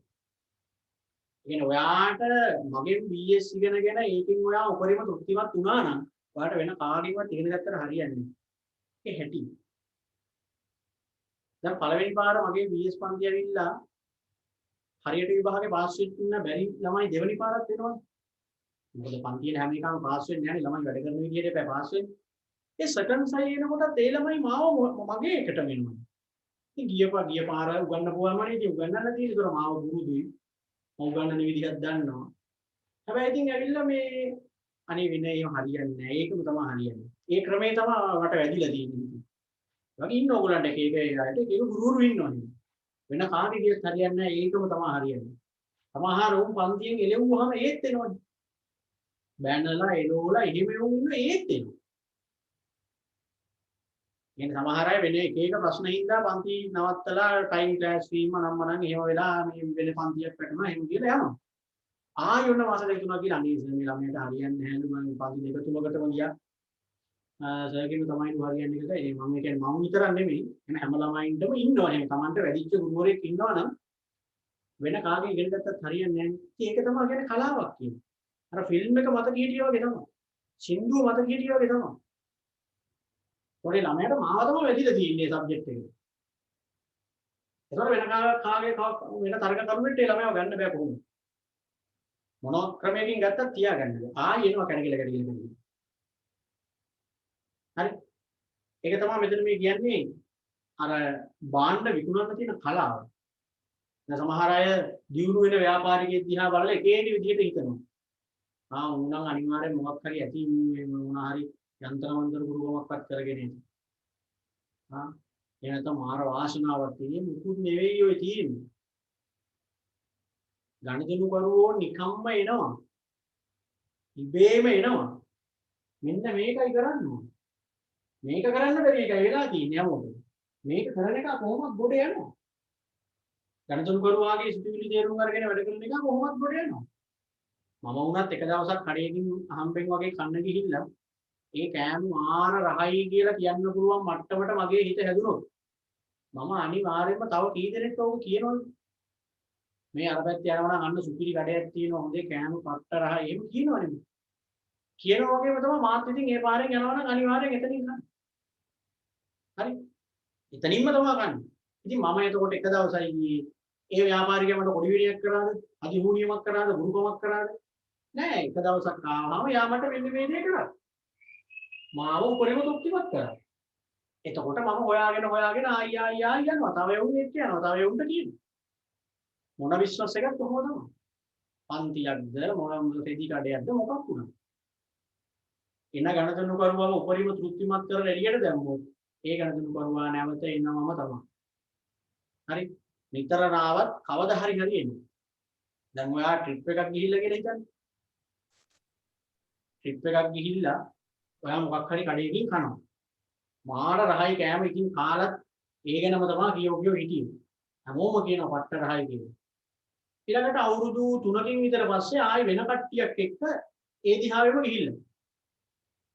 අන්න ඒ භූමියට ඇතුල් වෙනකොට මොයාට අර කාපු කෑම මතක් වෙනවා. අන්න ඔය අනිත් උන්ට කියනවා මේ අපි එක සැරයක් ඇවිල්ලා මේ කඩයක් තිබ්බා අප්පා සුපිරි කඩයක් ඒකින් කෑවා. මෙන්න මේ හරිය තමයි තිබ්බේ කියලා කඩේ හොයනවා. ඔයලා එකෙන්මයි කන්නේ. ඒක තමයි කියන්නේ මේක අර පොඩි විනා නවින කරනවා වගේ තමයි මේක. එන්න ගණදනු කරුවා උපරිම තෘප්තිමත් කරලා යවුවොත් ආයි ගැලවෙන්නේ නැහැ. හරි එහෙම තියෙනවා. අපි කොරෝනා වලට එහෙම කලින් සාමාන්‍යයෙන් හැම අවුරුද්දකම අන්තිම වගේ ඔය මාත් එක්ක එකට ඉන්න අයව මම ටිප් එකක් එක්කන් යනවා. වැඩ කරන් ඉන්න අපේ ගුල බාලයෝ ටික එක්කන් යනවා. මගේ වියදමෙන් එක්කන් ගිහිල්ලා දවසක් නැවතිලා කාලා බීලා එහෙම ඉන්නේ. ඉතින් එහෙම ගිහිල්ලා අවුරුද්දක් ගාන යනවනේ. ඒ හැම අවුරුද්දෙම ගිහිල්ලා නවතින්න එකම තැන ටික. සමහර ඒවා වෙනස් කරනවා. ඒ කියන්නේ පළවෙනි පාර ගිහින් අවුල් වෙච්ච ඒවා තියෙනවා. කෑම හරියට නැත්නම් අපි ඕකෙන් නම් ආයි ගන්න නැහැ කියලා ආයි ගන්න. එහෙම නෙමෙයි දැන් මේ වැඩිච්ච ඒවා තියෙනවා. ඊළඟ පාර ගිහිල්ලත් ඒවමයි ඒ කඩේෙන්මයි කන්නේ. ඒ නැවතිච්ච තැනමයි නවතින්නේ. අන්න බලන්නකො ඉතින් ඒක තමයි කියන්නේ. ගණදෙනුකරුවා උපරිම තෘප්තිමත් කරාම අර ගණදෙනුකරුවා අපි ගාවට ආකර්ෂණය වෙනවා. කාන්දන් වගේ. ඉබේම එනවා. ඒක තමයි කලමනාකරුවෙක්ගේ දෘෂ්ටියෙන් බැලුවාම එයාට අලෙවිකරණේ පේන්නේ මොන වගේද? නිෂ්පාදිත විකිණීමේ කලාවක් හැටියට. තමන්ගේ භාණ්ඩ විකුණ ගන්න තියෙන මාර කලාවක් තමයි අලෙවිකරණය. ඊළඟට තියෙනවා අලෙවිකරණ දෘෂ්ටියෙන් කියලා. ඒක නම් ඕනේ නැහැ. ඒ කියන්නේ අලෙවිකරණය පැත්තෙන් බැලුවාම මොකද්ද මෙතන කරන්නේ කියලා ඒගොල්ලෝ කියනවා පුද්ගලයන් හා කණ්ඩායම් සිය අවශ්‍යතාව වුණා ඉටු කර ගැනීමට අවශ්‍ය වටිනාකමක් ඇති භාණ්ඩ හා සේවා වෙනත් අය මාර්ගයෙන් නිර්මාණය කිරීම ඉදිරිපත් කිරීම හා නිදාසේ හුවමාරු කිරීම. ඒ කියන්නේ අනිත් අයට ඕනි දේවල් හදලා විකුණන එකලු අලෙවිකරණය කියන එක කියන්නේ අලෙවිකරණය පැත්තෙන් බැලුවාම. සමාජයේ ඉඳලා බැලුවාම දැන් අලෙවිකරණය කියන සංකල්පය ඔයගොල්ලෝ දන්නවනේ අදහස. අලෙවිකරණය කියන සංකල්පය අදහස දන්නවනේ මොකක්ද අලෙවිකරණය කියන්නේ? ගණදොනු කරට ඕනි දේ කරනවා කියන එක. ඒක සමාජයේ නිකන් සාමාන්‍ය පුරවැසියෙක් විදිහට හිතලා බැලුවාම ඔයාට පේන්නේ මොකක් වගේද? හැම ව්‍යාපාරිකයෙක්ම ගණදොනු කරට ඕනි දේ කරනවා නම් හැම ව්‍යාපාරිකයෙක්ම ගණදොනු කරුගේ සිතුවිලි යනවා වැඩ කරනවා නම් අපිට පැත්තකින් දැන් බැලුවොත් ඒක පේන්නේ උසස් ජීවන මට්ටමක් මේකෙන් ලැබෙනවා කියන්නේ. ඇත්තද? හැම ව්‍යාපාරිකයෙක්ම මේ දේ කරන්න දඟලනවා නම් අවසානයේ වෙන්නේ පාරිභෝගිකයෝ හැටියට සාමාන්‍ය මිනිස්සු හැටියට අපිට මොකද වෙන්නේ? උසස් ජීවන මට්ටමක් ලැබෙන එක නෙවෙයි. දැන් බලන්න ඔන්ලයින් පන්ති පටන් ගන්නකොට පළවෙනි කොරෝනා රැල්ලේ අපි හැමෝටම කොයිතරම් අඩුපාඩු ටිකක් තිබ්බද කියලා. දැන් තුන්වෙනි රැල්ලේ මේ අවස්ථාව වෙනකොට අඩුපාඩු කොච්චර දුරට අඩු වෙලාද බලන්න. ඒ කොහොමද මේ අඩුපාඩු ටික නැති වුනේ? අද අපි ඒ පළවෙනි කොරෝනා රැල්ලේදී අපි නම් ඔන්ලයින් කරේ නෑ දැන් සමහරව කරානේ. ඒ පළවෙනි කොරෝනා රැල්ලේ එහෙම නැත්නම් ඔන්ලයින් පටන් ගන්නකොටම ඔන්ලයින් පන්තියකට සම්බන්ධ වෙනකොට දැනෙච්ච හැඟීම නෙවෙයි දැන් දැනෙන්නේ. දැන් මේක හොඳට හුරු වෙලා නෙදී. හොඳට පුරුදු වෙලා නෙදී. ඒ වගේම දැන් මේක එදාට වඩා දැන් ලේසි වෙලා නෙදී. මොකද ඒ ලේසි උනේ? මේකට ගැළපෙන එක එක අයිටම් ව්‍යාපාරිකයා දුන්නා. ඒගොල්ලෝ අලෙවිකරණය කරයි කියන්නේ. මාකටිං තියරි අනුගමනය කරා. මේ වැඩේට ගැළපෙන එක එක රෙජෙක්ට් කෑලි හඳුන්වලා දුන්නා. එතකොට අපි ඒව අරගෙන වැඩේ ලේසි වෙලා ගියා. තව ඉස්සරහට මේක තව ලේසි වෙනවා. දැන් ඩයලොග් මොබිටෙල් ඒවත් බිස්නස් නේ. ඒගොල්ලෝ දන්නවා මේ වෙලාවේ ලොකුම ප්‍රශ්නේ සිග්නල් ප්‍රශ්නේ කියලා. මොදන්නව නෙමෙයිනේ. සල්ලිත් නැතුව නෙමෙයිනේ. අනිවාර්යෙන් හෙට නුදුරු වනාගේ හෙට අනිද්දාම ඔය සිග්නල් ප්‍රශ්නෙට උත්තරයක් ලැබෙනවා. ඔය නැති ප්‍රදේශවල තව ටවර් ටිකක් ගහපු ගමන් කිසිම අවුලක් නැහැ. එතකොට වෙන්නේ අනාගතයේ ළමයි කොරෝනා නැති කාලෙක උනත් ඔන්ලයින් තමයි පන්තියේ. හරි. අපිත් එහෙම තමයි දැන් මේ ක්‍රමයක් එක්කම ගිහිල්ලා දැන් මේක හුරු වෙලා. දැන් ඉතින් මේකට අවශ්‍ය කරන අඩුපාඩු ටික එකතු කරගෙන හොයාගෙන මේක තව විධිමත් කරගන්න තමයි මාත් හිතන්නේ. ඒ කියන්නේ අනාගතයේ ඔය ආයතන වලට ගිහිල්ලා පන්ති නොකරම මේ විදිහටම කරන්නේ.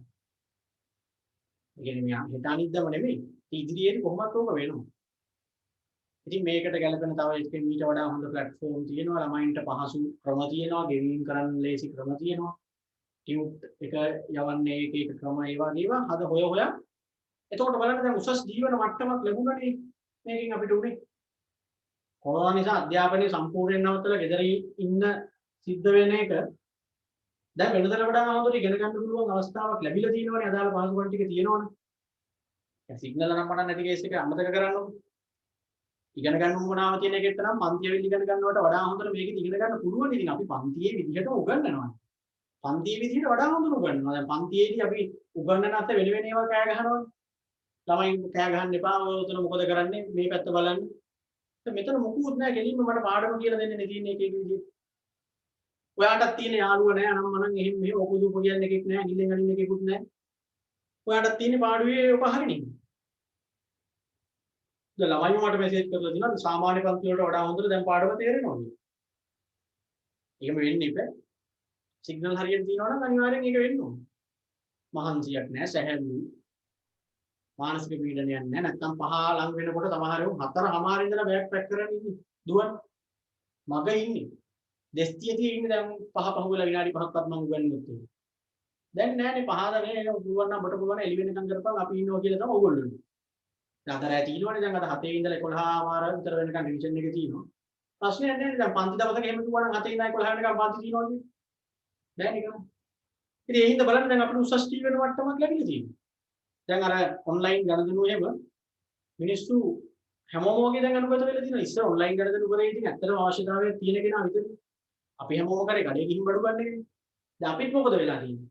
බැරි මර ගාතේ හරි ඔන්ලයින් තමයි හැම එකක්ම ගෙන්න ගන්න එහෙම දැන් පුරුදු වෙලා අනවා බැරි අයගෙන් අහගෙන දැන් ගොඩක් දේවල් කරගන්න. දැන් මම ගෙදරටම ඉන්නවා ගේ ගාවට මෙලෝලු එනවා වඤ්ඤොක්ක එනවා පොල් එනවා මාළු එනවා ඔක්කොම ගේ ළඟට එනවා.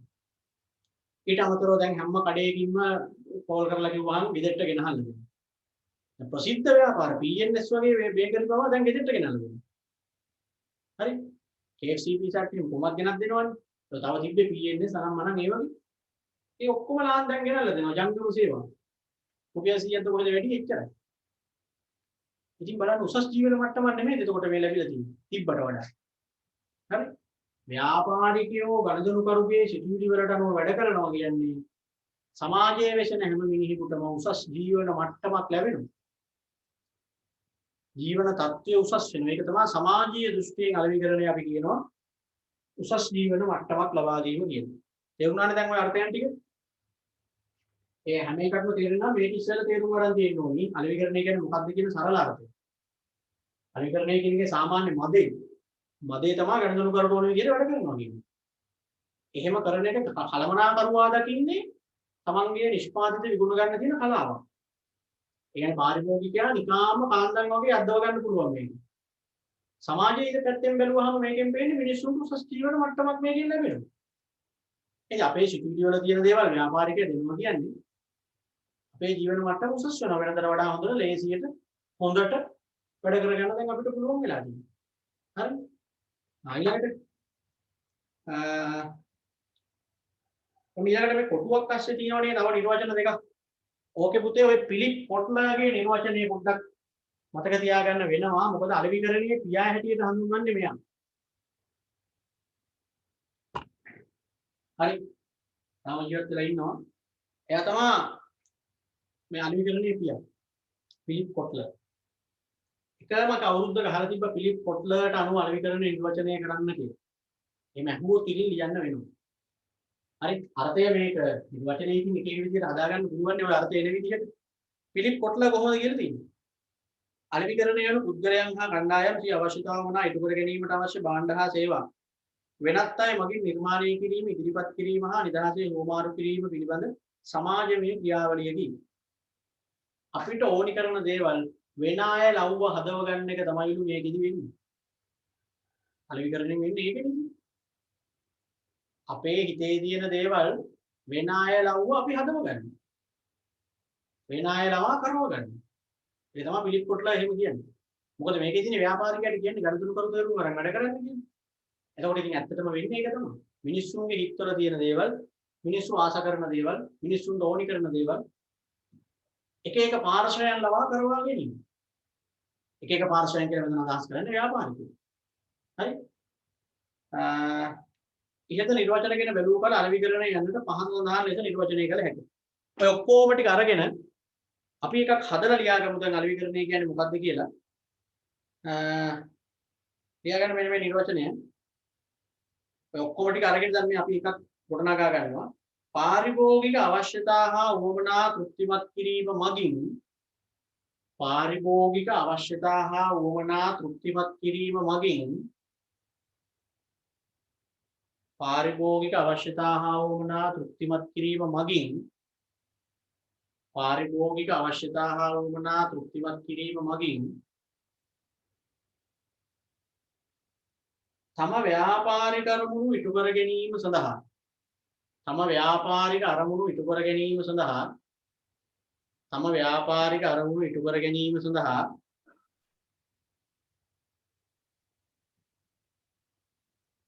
සිදු කරන තම ව්‍යාපාරික අරමුණු ඉටු කර ගැනීම සඳහා සිදු කරන පාරිභෝගිකයාගෙන් ආරම්භ වී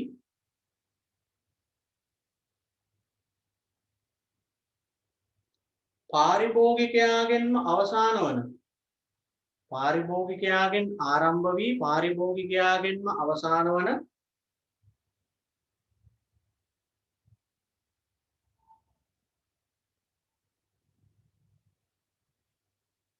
පුළුල් ක්‍රියාවලියක් ලෙස පුළුල් ක්‍රියාවලියක් ලෙස පුළුල් ක්‍රියාවලියක් ලෙස අලෙවිකරණය හඳුනාගත හැකිය. පුළුල් ක්‍රියාවලියක් ලෙස අලෙවිකරණය හඳුනාගත හැකිය. පුළුල් ක්‍රියාවලියක් ලෙස අලෙවිකරණය හඳුනාගත හැකිය.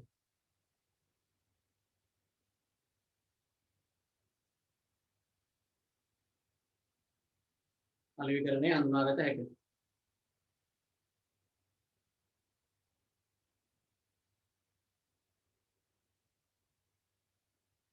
හරි. ඒ කියන්නේ ගණදෙනු කරුවාව තෘප්තිමත් කරලා ඒ හරහා තමන්ගේ ව්‍යාපාරික ඉලක්කවලට යන්න තියෙන ලොකු ක්‍රියාවලියක් තමයි අලෙවිකරණය කියන එකෙන් කියලා දෙන්නේ. එතකොට අලෙවිකරණය කියන සංකල්පය පුරාවටම පුතේ එතකොට මූලිකම අවධානය යොමු කරන්න ඕනි දේ තමයි අපි අපේ මාකට් එක කියන එක වෙළඳපොළ කියන්නේ. ඒ කියන්නේ මෙතන වෙළඳපොළ කියලා කිව්වහම අර පළවෙනි පාඩමේදී උගන්වන වෙළඳපොළ කියන එක නිර්වචනය ගැනම හිතන්න එපා. දැන් පළවෙනි පාඩමේදී අපි වෙළඳපොළ කිව්වහම කොහොමද කිව්වේ? ගැනුම්කරුවන් හා විකුණුම්කරුවන් අතර හෝමාරු සම්බන්ධතාවයේ සිදුවන ඕනෑම අවස්ථාවක් හෝ තත්ත්වයක් වෙළඳපොළක් කියන්නේ අපි ඉතින්දි කිව්වේ. දැන් මෙතෙන්දි මාකට් එක කියලා අදහස් කරන්නේ ගනුදෙනුකරුවෝ සමූහයක් කියන්නේ. හරි? දැන් මගේ වෙළඳපොළ කියන්නේ මොකක්ද? දැන් මම කරන්නේ BS උගන්නන එකනේ මගේ මාකට් එක කියලා මම හඳුන්වන්නේ මොකක්ද? මගේ මාකට් එක කියන්නේ පුතේ මගේ වෙළඳපොළ කියන්නේ ඕගොල්ලෝ. කොමර්ස් කරන BS කරන ළමයි. හැබැයි ඔක්කොමලා නෙමෙයි. පන්ති එන්න උවමනාවක් තියෙන. ඒ වගේම පන්ති එන්න සල්ලි තියෙන. පන්ති ඇවිල්ලා ඉගෙන ගන්න කැමති සහ පන්ති එන්න සල්ලි තියෙන. කොමර්ස් කරන BS කරන ළමයි ටිකනේ මගේ මාකට් එක වෙන්නේ දැන් එතකොට මෙතන. ඒක තමයි අලෙවිකරණයේදී වෙළඳපොළ හඳුන්වන්නේ එහෙමයි. දැන් මාළු විකුණන මිනිහගේ මාකට් එක කියන්නේ මාළු ගන්න මිනිස්සු ටික. හරි. දැන් එතකොට කොමර්ස් කරන BS කරන දැන් ඕගොල්ලෝ තමයි මගේ මාකට් එක. දැනට පන්තියේ ඉන්න අය විතරක් නෙමෙයි එළියේ ඉන්න අයත් ඇතුළුව. මොකද ඒගොල්ලෝ තමයි මගේ වෙළඳපොළ. ඒගොල්ලන්ට තමයි මම ආමන්ත්‍රණය කරන්නේ. දැනට මං ගාව ළමයි ඉන්නවා ටික. තව ඉන්නවා මගේ පන්ති නොවන එළියේ ඔය කියන ළමයි. පන්ති එන්න කැමති සහ පන්ති එන්න සල්ලි තියෙන ළමයි. ඒ ඔක්කොමලා මගේ වෙළඳපොළ. ඒක තමයි මගේ මාකට් එක. ඒ හැමෝටම හරියන විදිහට වැඩ කරොත් නේද එළියේ ඇතුළේ එළියේ ඉන්න අයත් එතකොට එන්නේ. අද පන්ති 80 වෙනි ළමයින්ට විතරක් හරියට විදුරු ගන්නන්න කියලා එහෙම මෙතන කියන්නේ වෙළඳපොළ ගැන තේරුම් ගන්න. ළමයි මාකට් එක අඳුර ගන්න. මගේ මාකට් එක තමයි ඔය සමස්ත ළමයි ටික. රත්නපුරේ අයිස්රායලේ බලංගොඩ ප්‍රදේශවල ඉන්න කොමර්ස් කරන මේ BS කරන ළමයි ටික. ඒ ඔක්කොමලා තමයි මගේ මාකට් එක වෙන්නේ. එතකොට ඒගොල්ලන්ට ගැලපෙන්න තමයි මම දැන් මේ වැඩේ කරන්න දැඟලන්නේ. එතකොට ඉතින් මාත් එක්ක ඉන්න ළමයි ටික මාත් එක්ක දිගටම ඉන්නවා. එළියේ ඉන්න ළමයි ටික මං ගාවට එනවා. හරි. අලෙවිකරණය කියන පාඩමේදී මූලිකම සංකල්පය තමයි වෙළඳපොළ කියන සංකල්පය. බලන්න. වෙළඳපොළ නිර්වචනය කරන විදිය පළවෙනි පාඩමට වඩා වෙනස්. සමාන අවශ්‍යතාව වුණා සහිත ඒවා හෝමාරු ක්‍රියාවලියක් මගින් තෘප්තිමත් කර ගැනීමට කැමැත්ත සහ හැකියාව ඇති. සත්‍ය හෝ විභව ගැනුම්කරුවන්ගේ එකතුව වෙළඳපොළයි. අන්න එතන දැනගන්න අන්ඩර්ලයින් කරලා තියාගන්න. සත්‍ය හෝ විභව ගැනුම්කරුවන්ගේ එකතුවයි කියන්නේ දැනට පන්තියේ ඉන්න සහ තාම පන්තියට නොවන වෙන වෙන පන්තිවල යන ළමයි. මේ ඔක්කොමලා තමයි මම මගේ වෙළඳපොළ හැටියට හඳුන්වන්න ඕනේ. දැන් මම එළවලු කඩයක් දාන් ඉන්නවා නම් කොහේ හරි තැනක එතකොට මේ එළවලු කඩේට එන්න පුළුවන්කම තියෙනවා. එළවලු ගන්න සල්ලි තියෙන හැමෝම මගේ වෙළඳපොළ ඒක. දැන් මම රත්නපුරේ නම් එළවලු කඩේ දාලා තියෙන ඇඹිලි පිටියේ ඉන්න එක මගේ මාකට් එකට ආයිද නැහැ නේ. ඇඹිලි පිටියේ රත්නපුරේ නැහැ එළවලු මිනිහා. මේ ටවුන් එක අවට ඉන්න මිනිස්සු තමයි එළවලු ටිකක් ගන්න රත්නපුර ටවුන් එකට එන්නේ. එතකොට මේ අවට ඉන්න එළවලු ගන්න සල්ලි තියෙන හැමෝම වගේ වෙළඳපොළ තමයි ඒක. එහෙනම් තමයි පාරක් අයින නම් එළවලු මැස්ස දාගෙන ඉන්නේ මේ පාරෙන් යන එන මිනිස්සු. මොකද වෙන වෙන පාරවල වල යන මිනිස්සු මෙහෙන් නැන්නේ එළවලු ගෙනියන්නේ මේ පාරවල වල එළවලු දිනවනේ. ඒක මම දන්නවා උදේ හවස මේ පාරෙන් යන සෙට් එකක් ඉන්නවා. හැමදාම වැඩට යන්න අරම්මනම් ඉස්කෝලේ යන්නේ ඒ වගේ මේ පාරෙන්ම යන කට්ටියක් ඉන්නවා. ඒගොල්ලෝ තමයි මගේ මාකට් එකේ වෙන්නේ එතකොට. අන්න ඒකයි වෙළඳපොළ කියලා කියන්නේ. වෙළඳපොළ පිළිබඳ විවිධ වර්ගීකරණයන් දක්නට ලැබෙන අතර වෙළඳපොළ තුළ සිටින ගැනුම්කරුවන්ගේ අවශ්‍යතා හා කැමැත්ත අනුව ප්‍රධාන වර්ගීකරණයන් දෙකක් පහත පරිදි වේ. වෙළඳපොලේ ප්‍රධාන කොටස් දෙකක් අපි අඳුර ගන්නවා. මොකක් අනුවද මේ දෙක අඳුරගන්නේ? ගැනුම්කරුවන්ගේ අවශ්‍යතා හා කැමැත්ත අනුව. ඒ කැලේ අඳලා ඉඳලා ගන්න. ගැනුම්කරුවන්ගේ අවශ්‍යතා හා කැමැත්ත අනුව කියලා තියෙන්නේ. ඒ කැලේ අඳලා කරගන්න. කියන්නේ වෙළඳපොළ වර්ග කරන විදි දෙකක් මෙතන උගන්වනවානේ. මාතෘකාව මතක තියෙන්න ඕනේ උත්තර අහුවොත් එහෙම ලියන්න. දැන් වෙළඳපොලේ කැලේ දෙකක් අඳුරගන්නේ මොකක් මතද? ගැනුම්කරුවන්ගේ කැමැත්ත අනුව. ගැනුම්කරුවන්ගේ අවශ්‍යතාවය හා කැමැත්ත අනුව දෙකක් තියෙනවා. ලියන්න පළවෙනි එක පාරිභෝගික වෙළඳපොළ. පාරිභෝගික වෙළඳපොළ. දෙවෙනි එක කාර්මික භාණ්ඩ වෙළඳපොළ. පාරිභෝගික වෙළඳපොළ. දෙවෙනි එක කාර්මික භාණ්ඩ වෙළඳපොළ.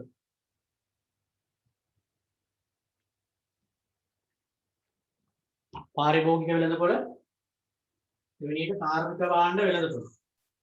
පාරිභෝගික වෙළඳපොළයි කාර්මික භාණ්ඩ වෙළඳපොළයි. ඒකේ විස්තරේ කෙටියෙන් දීලා තියෙනවානේ. ගැනුම්කරුසිය පුද්ගල පරිභෝජනය හෝ කුටුම්බ පරිභෝජන භාණ්ඩ හා සේවා ඉල්ලුම් කරන වෙළඳපොළ. මිනිස්සු මේ එදිනෙදා තමන්ගේ පරිභෝජනයට යම් දේවල් ගන්නකොට එතන තියෙන්නේ පාරිභෝගික වෙළඳපොළ. දැන් මම එළවලු කඩයක් වගේ දාගෙන ඉන්නවා නම් මට එතකොට තියෙන්නේ පාරිභෝගික වෙළඳපොළක්. මම එළවලු තොග විකුණනවා නම් මට තියෙන්නේ කාර්මික භාණ්ඩ වෙළඳපොළක් කියලා.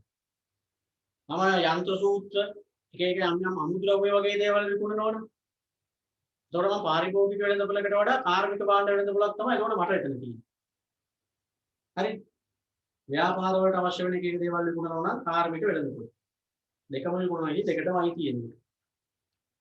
හරිනේ. නූතන හුවමාරු ආර්ථිකය යටතේ භාවිත වන මූලික වෙළඳපොළ කොටස් කියලා පහක් තියෙනවා. දැන් උඩ වෙළඳපොළ දෙකක් අඳුනගත්තේ මොන මාතෘකාව යටතේද? ගැනුම්කරුවන්ගේ කැමැත්ත සහ අවශ්‍යතාවය යන. ගැනුම්කරුවන්ගේ අවශ්‍යතාවය තමන්ගේ පරිභෝජනය නම් ඒක පාරිභෝගික වෙළඳපොළක් වෙනවා. එතකොට එතන ව්‍යාපාරික අරමුණක් නම් එතන කාර්මික භාණ්ඩ වෙළඳපොළක් වෙනවා. ඊළඟට ආයෙ වෙළඳපොළ වර්ග කරනවා නූතන හුවමාරු ආර්ථිකයේ යටතේ මූලික වෙළඳපොළ කියන.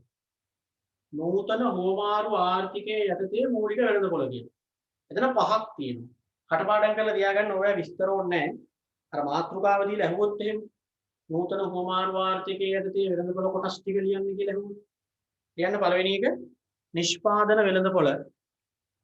නිෂ්පාදන වෙළඳපොළ. සම්පත් වෙළඳපොළ. නිෂ්පාදන වෙළඳපොළ සම්පත් වෙළඳපොළ. රජයේ වෙළඳපොළ. රජයේ වෙළඳපොළ. රජයේ වෙළඳපොළ. පාරිභෝගික වෙළඳපොළ. පාරිභෝගික වෙළඳපොළ. පාරිභෝගික වෙළඳපොළ.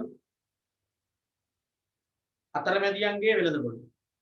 අතරමැදියන්ගේ වෙළඳපොළ. අතරමැදියන්ගේ වෙළඳපොළ. අතරමැදියන්ගේ වෙළඳපොළ. ඒ ටික තමයි පල්ලෙහානොත් දීලා තියෙන්නේ. ඒ කියන්නේ මේ වෙළඳපොළ කිව්වහම නිකන් මේ එක එක විදිහට අපිට මේක අඳුරගත්ත හැකිනේ. දැන් යම් කිසි තැනක කවුරු හරි කාට හරි බඩු විකුණනවා කිව්වහම අපිට පේන්නේ ඉතින් අපි පාරිභෝගිකයේ විදිහට කඩවල් වලින් අපිට ඕන කරන දේවල් ගන්න එක විතරනේ. එහෙම නෑ ඉතින් මේ මිලට ගැනීම විකිණීම කියන දේ එක එක තැන් වල එක එක විදිහට වෙනවා. ඒක තමයි මේ වෙළඳපොළ පහක් හොයාගෙන තියෙන්නේ. හරි. ඔය යටින් රූප සටහනක් දාලා තියෙන්නේ එක එක අය අතරේ මොන මොන වගේ දේවල්ද වෙළඳාම් වෙන්නේ කියන. ඕවා එච්චර නෑ මොකද අලෙවිකරණයේ පාඩමේ ඔය වෙළඳපොළ කියන සංකල්පයට වඩා තව ගොඩක් දේවල් තියෙනවා. වෙළඳපොළ කියන්නේ පළවෙනි පාඩමේදීම අපි ඉගෙන ගන්න දෙයක් නේ. ඒ නිසා වෙළඳපොළ කියන එක ගැන අහනවට වඩා අහන්න දේවල් ගොඩක් තියෙනවා. අර වෙළඳපොළ කියන එක ගැන තේරුම් ගන්න ඕනේ මොකද අලෙවිකරණයේදී මූලික වශයෙන් අවධානය යොමු කරන්න කියන්නේ තමන්ගේ වෙළඳපොළ දිහා ඒක. තමන්ගේ මාකට් එක තේරුම් ගන්න කියලා කියන්නේ. දැන් මාකට් එක කියලා අදහස් කරන්නේ මොකක්ද කියලා මම කිව්වනේ දැන් මගේ වෙළඳපොළ මගේ මාකට් එක කියලා මම කියන්නේ කාටද? ඕගොල්ලන්ට. ඕගොල්ලෝ තමයි මගේ මාකට් එක වෙන්නේ. ඕගොල්ලෝ තමයි මගේ වෙළඳපොළ හැටියට මම දකින්නේ. හරි? ඒක තමයි වෙළඳපොළ කියන සංකල්පයේ මූලික වශයෙන් ඉස්සර වෙලාම කියලා දුන්නේ දැන්. අලෙවිකරණයේ පාඩමට යන්න කලින්. ඊළඟට අපි අහනවා අලෙවිකරණයේ වැදගත්කම් ටික. වැදගත්කම් ටික කියන්නේ මේකයි. දැන් අලෙවිකරණයේ වැදගත්කම කියලා කිව්වහම මෙන්න මේ විදිහට වැඩ කරන එකේදී වැදගත්කම. දැන් යම් කිසි ව්‍යාපාරිකයෙක් මේ විදිහට වැඩ කරනවා නම් ඒක තමයි අලෙවිකරණය. ඉතින් දැන් හිතන්න රටේ හැම ව්‍යාපාරිකයෙක්ම මේ විදිහට වැඩ කරොත් ඒ කියන්නේ ගණදුණු කරුවන්ව තේරුම් අරගෙන ගණදුණු කරුවන්ගේ සිතුවිලි තේරුම් අරගෙන ගණදුණු කරුවන්ට ඕනි දේ කරොත් එහෙම කරන එකේදී වැදගත්කම් එක එක පාර්ශවයන්ට තියෙනවා. දැන් ව්‍යාපාරිකයාගේ පැත්තෙන් එයාට තියෙන ප්‍රයෝජන බලමු. දැන් ඔයා හිතන්න ඔන්න දැන් මම අලෙවිකරණය කියන දේ කරනවා. මම අලෙවිකරණයට අනුව මගේ වැඩේ කරනවා කියලා හිතන්න. දැන් අලෙවිකරණ තියරියට අනුව තමයි මම මේ පන්ති කරන වැඩේ කරන්නේ. මේ ටියුෂන් පන්ති මම ටියුෂන් ගුරුවරයෙක්. මම අලෙවිකරණ දර්ශනයට අනුව මේක කරනවා නම් මට තියෙන වැදගත්කම මට තියෙන වාසි මොනවාද? ඒ කියන්නේ තව සිංහලෙන් කියනවා නම් මම හැම වෙලේම ළමයින්ගේ පැත්තෙන් හිතලා ළමයින්ගේ සිතුවිලි තේරුම් අරගෙන ළමයින්ට ඕන විදියට ළමයින්ට ගැළපෙන විදියට ළමයින්ට ආසයි දෙන විදියට උගන්වන්න try කරනවා. ඒ කියන්නේ මගේ මේ ව්‍යාපාරය තුල මොන දේ කරත් ළමයින්ගේ පැත්තට අංක 1 දීලා වැඩ කරන්න මම උත්සාහ කරනවා. එතකොට තමයි මම අලෙවිකරණය කරනවා වෙන්නේ. එතකොට තමයි මම අලෙවිකරණේ නිරත වෙනවා කියලා කියන්නේ. මම මට ඕන විදියට පන්ති කරනවා නම් ඒ ඇවිල්ලා අලෙවිකරණය කරන්න බෑ මට ඒක. ඒ මම අලෙවිකරණයට අනුව නෙමෙයි යන්නේ. බිස්නස් එක කරගෙන යනවා. දැන් අලෙවිකරණේ තියරිය නෑ මං ගාව. හරි දැන් මම අලෙවිකරණයට අනුව කරොත් මට තියෙන වාසි ටික බලන්න. ගණදුණු කරුවන් නිර්මාණය කර ගැනීමට හා වුන් රඳවා ගැනීම. දැන් මෙතෙන්දි මෙහෙම එකක් තියෙනවා. දැන් ඒක ඉස්සරහට තමයි අපිට හම්බ වෙන්නේ. දැන් මෙතෙන්දි දැන් වෙළඳපොළ ගැන හොඳ අවබෝධයක් තියෙන්න ඕනේ කියනවනේ. ඕක අපි ඉස්සරහදී උගන්වනවා පුතේ ඉලක්ක වෙළඳපොළක් කියලා එකක්. ටාගට් මාකට් එක කියන එක. දැන් ළමයින්ට උගන්වනවා කියලා හිතලා හරියන්නේ නැහැ. මම ඉස්සර වෙලාම යම් පිරිසක් කෙරෙහි අවධානය යොමු කරන්න ඕනේ. මේ සමස්ත වෙළඳපොළ දිහා බලලා වැඩ කරන්න බෑ. මට කවදාවත් මේ ලංකාවේ ඉන්න හැමෝටම ගැලපෙන විදියට හැමෝටම බීසු ගන්නන්න බෑ. මං ඉස්සෙල්ලා කට්ටියක්ව තෝරගන්න ඕනේ කියලා මෙතන කියන්නේ. කට්ටියක්ව ඉලක්ක කරගන්න ඕනේ. එහෙම ඉලක්ක කරගෙන තමයි මම මේ ඉලක්ක වෙළඳපොලේ ඉන්න ගණදරු කරුවෝ ගැන තමයි හිතන්නේ. ඉලක්ක වෙළඳපොලේ ඉන්න ගණදරු කරුවෝ. ඒගොල්ලන්ගේ ශිල්පීය තමයි මම හඳුනගන්නේ. එතකොට මේකේ වාසිය තමයි මටම කියලා ගණදරු කරුවෝ ටිකක් නිර්මාණය කරගන්න මට පුළුවන් වෙනවා. ඒ කියන්නේ මගේ පන්තියටම එන සෙට් එකක් මට එතකොට නිර්මාණය වෙනවා. දැන් මේ නිර්මාණය වෙලා තියෙන්නේ ඒකනේ. මේ නිර්මාණය වෙලා තියෙන්නේ ඒකනේ. විශ්වවිද්‍යාලයේ බලංගොඩ නම් අපි සබ්ජෙක්ට් තුනනේ ගුරු තුන් දෙනානේ අපි කරන්නේ එතකොට. රත්නපුරේ මම තනියෙන් ඉන්නේ ළමයි ඉගෙනන්නේ ඔයගොල්ලෝ දන්නවනේ. ඔයගොල්ලෝ රත්නපුරේ ළමයි එක එක තැන්වල ඉකෝන් පන්ති ගිහිල්ලා එක එක තැන්වල account පන්ති ගිහිල්ලා BS පන්තියට විතරක් මාව හොයාගෙන එනවා. يعني තා රත්නපුරේ BS පන්තියට විතරනේ ළමයි වැඩි හරියක් ඉන්නේ. බලංගොඩ අවුලක් නෑ. බලංගොඩ අපි ගුරු තුන් දෙනා ඉන්නවා. ඉස්රායලෙත් අපි තුන් දෙනෙක් ඉන්නවා. රත්නපුරේ මම විතරනේ ඉන්නේ තනියෙන් මම ඉන්නේ. අනිත් සබ්ජෙක්ට් නෑ. හැබැයි ඉතින් රත්නපුර නගරේ වැඩිම ළමයි ප්‍රමාණය මං ගාවට එනවා. ඒ අනිත් තැන් වල ගුරු හිටියට මං ගාවට එනවා ළමයි වැඩි හිටියෝ. ඒ කියන්නේ මටම කියලා ගණදරු කරුවෝ ටිකක් නිර්මාණය වෙනවා මම ළමයින්ට ගැළපෙන විදිහට වැඩේ කරොත්. ඒක තමයි මේ වැදගත්කම කියලා කියන්නේ. ළමයින්ට ඕන විදිහට මම ඉගෙනුවොත් මටම කියලා ගණදරු කරුවෝ ටිකක් නිර්මාණය වෙනවා. සහ රඳව ගන්න පුළුවන් වෙනවා. ඒ එන ළමයි ඉන්නවනේ මාත් එක්ක. ඔය පන්ති ක්ලාස් වෙලා නම් මනම් එහෙමයි ළම නැත්තම් ඒ ළමයාට පාඩම තේරෙන්නේ නැතුව හරි මොනවා හරි වෙලා සීමිත පිරිසක් යනවා. අඩු වෙනවා. හැබැයි එන බහුතරයක් 80%ක්ම වගේ ඒ එන ළමයි මාත් එක්ක ඉන්නේ. පන්ති පටන් ගත්ත උදා ඉඳලා ඉවර වෙනකම්ම ඉන්න ළමයි සෙට් එකේ ඉන්නවා. ඒ කියන්නේ ගණදුණු කරුවෝ ටිකක් අපිටම නිර්මාණය වෙනවා. ඒ වගේම රඳව ගන්නත් පුළුවන්. හැබැයි ඉතින් ඔය කතන්දර ඔක්කොම මේ මම විශ්වකර්ම පුද්ගලයෙක් වගේ එහෙම නැතුව මේ අදෘශ්‍යමාන බලවේගයකින් ඕවා කරන්න බෑ. ඔය දේ වෙන්නේ මම ඕගොල්ලන්ව තේරුම් අරගෙන වැඩ කරන තාක්කල් විතරයි. ඕගොල්ලන්ට ගැළපෙන විදිහට වැඩ කරන තාක්කල් විතරයි. මට ඔය දේ කරන්න බැරි වෙච්ච දවසට ඔය ගණතුණු කරුවෝ මට නැහැ. එන අය ඉන්නේ නැහැ. එනේ තියා ගන්නත් බැහැ. ඉතින් අලෙවිකරණේ ඉඳ වෙන්න ඕනේ කියන්නේ ඒක. ඒක තමයි ගණිත ව්‍යාපාරිකයාට දෙන එක වාසිය. ගණදොළු කරුවෝ ටිකක් නිර්මාණය කරගන්න පුළුවන් එතකොට. ඒ වගේම තියාගන්නත් පුළුවන්. ඒකනේ මම අර කිව්වේ එක දවසක් යම් කිසි කඩේකින් කෑවහම ඒ කෑම අපිට හොඳට ෆිට වුණොත් හොඳට හිතට ඇල්ලුවොත් අපි ඒ කඩේටම යනවා කියන එතකොට ඒ ව්‍යාපාරිකයාගේ පැත්තෙන් බැලුවහම එයාටම කියලා ගණදොළු කරුවෝ ටිකක් ඉබේම නිර්මාණය වෙනවා කියලා පේන්නේ. ඒ කඩෙන් හැමදාම කන සෙස් එකක් එතකොට හැදෙනවා. හැමදාම මේ කඩෙන් දවල්ට ගන්න සෙට් එකක් උදේට ගන්න සෙට් එකක් නිර්මාණය. ඒතර ඒ කඩේ මුදලාලිට වෙළඳපොළ අවිනිශ්චිත නැහැ. එයා අනිවාර්යෙන් දන්නවා මේ සෙට් එක අනිවාර්යෙන් මගේ කඩෙන් තමයි ගන්න කියලා. මොකද එතකොට ඒගොල්ලන්ගේ සිතුවිලි වලට නෝ එයා වැඩ කරලා ඒ ගණතුරු කරුණු ටික එතෙන්ටම හුරු වෙනවා. ඒගොල්ලෝ තව කියලා අලුතෙන් එක්කරගෙනත් එනවා. ඒගොල්ලෝ කොහොමද එන්නේ? කොණ්ඩේ කපන සලූන් එක උනත් එහෙම තමයි. ඒ කොණ්ඩේ කපන සලූන් තියෙනවා වෙන සලූන් එකකින් අපිට කපන්න අපි කපන්නේ නැහැ. මේ මොකක් හරි එක සලූන් එකක් ඒ කොණ්ඩේ කපන මිනිස්සෙක් එහෙම අපි නිකන් හිතට පිටුනහම ඌ කපන විදිය තමයි මට හොඳටම පිටුනේ. එතකොට ඉතින් හැමදාම මේ සලූන් එකෙන්ම තමයි කපන්නේ. හරි? හදිස්සියකටවත් වෙන සලූන් එකකින් කපන්න හිතෙන්නේ. මොකද ඒ තරමකට දැන් අර අපිට හිතට අදලා තින්නේ එයා කොණ්ඩේ කපපු විදිහ. එහෙමනේ දැන් කොල්ලෝ දන්නවනේ මේ කොණ්ඩේ කපනවා කිව්වහම නිකන් මැෂින් එකකින් කපන එක කතුරින් කපන එක හැමෝම කරානේ. අර හිතට ෆිට වෙන්නත් එපා ඔක කපුවාම. සමහර තැන් වලින් කපලා බැන බැන ඉන්නේ ආයි වැවෙ නිකන් කෑවරු වගේ කොණ්ඩේ එහෙමකද.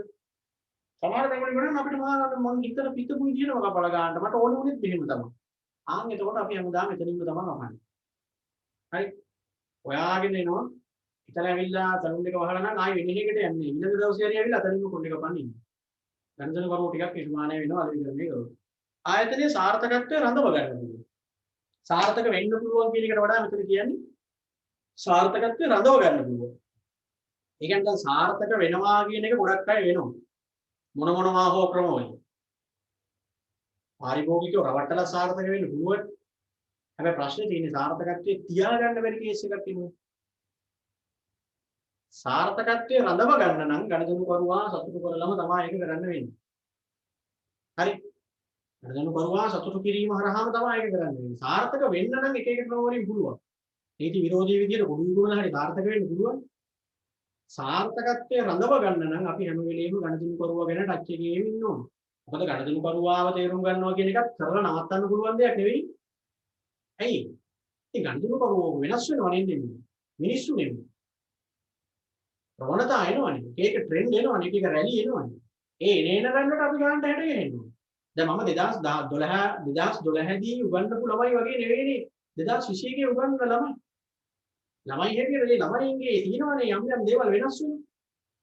පුරුදු හිතන පතන විදි ගොඩක් දේවල් වෙනස් වෙනවා. ඉතින් එතකොට එදා ගණදෙනු කරුවා තේරුම් ගත්ත විදිහටම නෙමෙයි මට අද ඔයාව තේරුම් ගන්න වෙන්නේ. 2012 මගේ පන්ති වල හිටපු ළමයි ගේ තිබ්බ සිතුවිලි නෙවෙයි දැන් ඕගොල්ලෝ ගාව තියෙන්නේ. ඒ ළමයිගේ තිබ්බ චර්යාව නෙවෙයි දැන් ඕගොල්ලෝ ගාව තියෙන්නේ. ඕගොල්ලෝ වෙනස් කොටාශය. දැන් 21 ළමයිත් එක්ක බැලුවම 22 ළමයි කිව්වම ඒගොල්ලන්ගේ යා තව වෙනස්කම් තියෙනවා. අන්න එහෙම. ඔයා හිතන්නේ 2023 වගේ පටන් ගන්නවා. දැන් 2021 ළමයි ඕගොල්ලෝ 2021 ළමයින්ට උගන්වද්දී ඔන්ලයින් කියලා ක්‍රමයක් ගැන දන්නේම නැතුව අමුතුවෙන්මනේ ඕගොල්ලන්ව ඔකට උරු කරවලා ගත්තේ. 23 ළමයි 23 ළමයි කියන්නේ ඒගොල්ලෝ කොරෝනා වලට අහු වුණා ඕ ලෙවල් කාලේ. තාම රිසල්ට් ආවෙත් නැහැ. ඒ ළමයින්ට ඔන්ලයින් පන්ති වලට සම්බන්ධ වෙන්න කිව්වා සුදුසු කියලා සම්බන්ධ වෙනවා. ප්‍රශ්නයක් නැහැ. දැන් ඕගොල්ලන්ට එහෙම නෑ. දැන් Zoom එක ගැන දැනගන්නත් වෙන කාලයක් යනවනේ. Zoom එකෙන් කොහොමද මීටින් එකකට ජොයින් වෙන්නේ කියන්නේ? දැන් 2023 ළමයි ඒවා ඕ ලෙවල් කාලේම කරගෙන ඉන්නේ. ඒ ළමයින්ට ඕ ලෙවල් කරන්නත් උනේ ඔන්ලයින් අන්තිම කාලේ.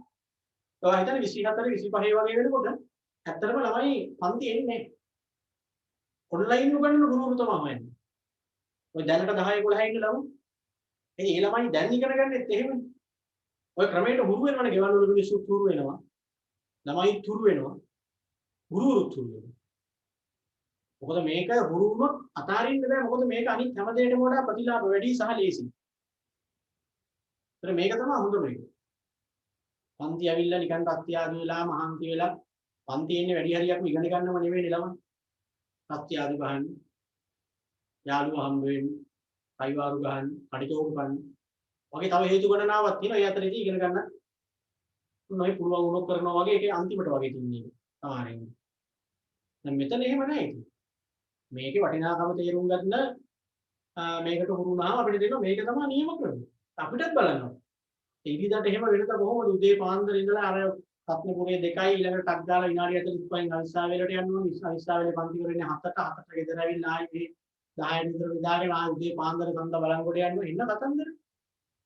දැන් මුකුත් නැහැ. වාහනේ ඉතුරු වෙනවා. වාහනේ තෙල් පිච්චෙන්නේ නැහැ. ඒ ගානත් ඉතුරු. ළමයි ඉතින් පන්ති වල වෙනද වගේම සම්බන්ධ වෙලා ඉන්නවා. ඒක කොච්චර ලේසිද? පිරිවැය කොච්චර අඩුයි. ඔයගොල්ලන්ටත් එහෙම තමයි. දැනුනේ දුන්නා. පන්ති කෙනකොට මර වියදමක් යනවා ඔයගොල්ලන්ට පන්ති ගාස්තුවට අමතරව. දැන් ගෙදරට වෙලා ඉන්නකොට ඒ සේරම ඉතුරු. කාලය මානසික පීඩනයේ සෑහෙන ඉතුරු. ඉතින් ඒ නිසා අර සාර්ථකත්වයේ තියාගන්න පුළුවන් ගණදෙනු කරුවන්ව තේරුම් අරගෙන වැඩ කරනවා. කියන්නේ අලෙවිකරණයේ තියෙන තව වැදගත්කමක් තමයි ඒක. සමහර වෙන්නේ මෙහෙමනේ සාර්ථක වෙනවා. ආයි වැටෙනවා. දියුණු වෙනවා ආයි වැටෙනවා. ඒ අලෙවිකරණයේ නොකිරීම තමයි හේතුව. නිතරම ගණදෙනු කරුව තේරුම් අරගෙන දිගටම වැඩ කරගෙන ගියොත් ඒ අත්කරගත්ත සාර්ථකත්වයේ දිගටම තියාගන්න පුළුවන්. ඒක තමයි මම උදාහරණයකට කිව්වේ. 2012 ළමයි වගේ නෙමෙයි මම තේරුම් ගන්නවා 2021 ළමයි. එදා ඒගොල්ලන්ව තේරුම් ගත්තා වගේ මට පුළුවන් වෙන්න ඕනි අද ඔයාවත් තේරුම් ගන්න. ලාභ ලැබීම අඛණ්ඩව පවත්වා ගත හැකි වෙනවා. ඒකත් ඒ වගේ කතාවක්ම තමයි කියන්නේ. ලාභ ලබනවා කියන එක පොඩි සිද්ධියක්. ඒක මෙහෙත් කරනකොට කරන්න පුළුවන් නේ. ලාභ ලැබීම අඛණ්ඩව තියාගන්න එක තමයි කියන්නේ. අඛණ්ඩව තියාගන්න. දැන් මේ දවස්වල ඕගොල්ලන්ගේ ගමේ කඩේට ලාභ තියෙනවනේ. ඇයි මිනිස්සු ටවුන් යන්න වෙන්නේ හින්දා? ගමේ කඩේ බඩුත් නෑ දැන් මුදලාලි ටිකක් වෙන ලොකු සීන් එකක ඉන්නේ මේ දවස්වල. අර පහුගිය දවසක එහෙම අර කිව්වේ පයින් ගිහිල්ලා බඩු ගේන්න කියලා එහෙම. කොහොන්නේ ගමේ කඩේ තමයි සේරම ටික. ඒ හින්දා මේ දවස්වල යා වෙනදට වඩා ලාභ ලබනවා ඇති. හැබැයි ආයි සාමාන්‍ය තත්ත්වෙට රට ඇවිල්ලා මිනිස්සු ටවුන් යන්න පුළුවන් වෙච්ච එකම මිනිස්සු ටවුන් එකට ගියොත් කියන්නේ ගමේ කඩේ මුදලාලි අසාර්ථකයි. ඒ කියන්නේ එයා නිකන් අර අලෙවිකරණයක් කරලා නැහැ. අර ආපු තත්ත්වයේ හැටියට මිනිස්සු ලේසියට එතනින් බඩු ගත්තට ඒ ආපු ගණදෙනු කරුවෝ ටික ඇවිල්ලත් එයාට රඳව ගන්න තරම් උපක්‍රමයක් එයා යොදලා නේ. අපි හිතමු සාමාන්‍යයෙන් ගමේ කඩෙන් වැඩි බඩු නොගන්න මිනිස්සු මේ දවස්වල ගමේ කඩෙන් ගන්නවනේ. දැන් මම උනා ටවුන් යන්නේ නැහැ නේ මේ ළඟ තියෙන කඩේකින් ගන්නේ. ටවුන් එකේ ඇවිදලා එනකොට එකෙන් ගේනවනේ දැන්. හැබැයි ඉතින් ඒ ගණදෙනු කරුවෝ ටික ආවට පස්සේ හරි ඒ ගණදෙනු කරුවන්ගේ සිතුවිලි තේරුම් අරගෙන ගණදෙනු කරුවාව අල්ලගන්න මුදලාලි දැනගන්නවා. තියාගන්න දැනගන්නවා. එතකොට පස්සේ දවසක කඩ ඇරියත් මිනිස්සු යන්නේ නැහැ ටවුන් එකට. එහෙම කරගන්න පුළුවන් නම් අන්නේ මුදලාලි අලෙවිකරණය කරලා දෙනවා ගන්න. හරි?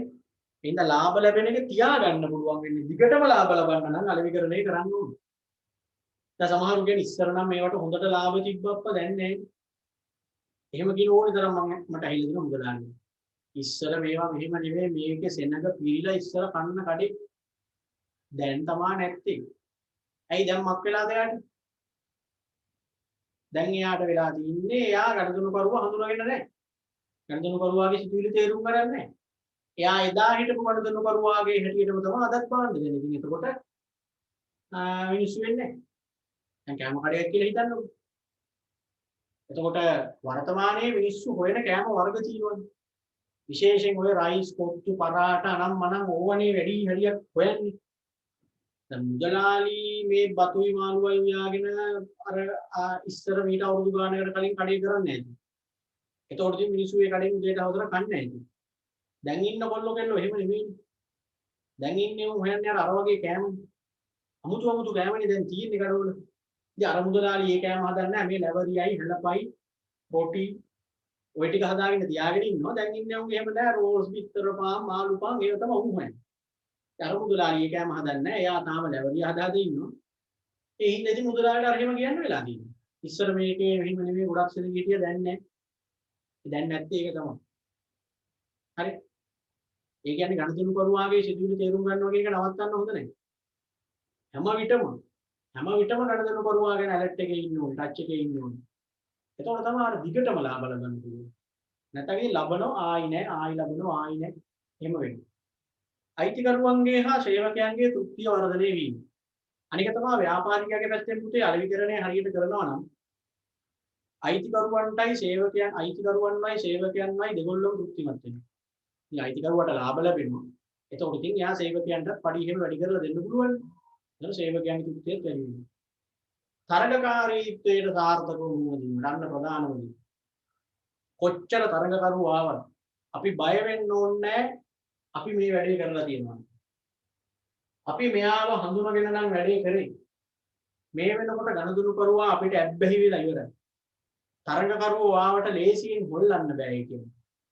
මගේ කෑම කඩේ මම සුපිරියට ගණදෙනුකරුවන්ට ඕනි විදිහටම කෑම දීලා ගණදෙනුකරුවන්ගේ සිදුවන හැම වෙනසක් ගැනම අවධානයෙන් ඉඳලා ඒ අනුව ටක් ගාලා දීලා ගණදෙනුකරුවෝ ටික මං අල්ලගෙන ඉන්නේ.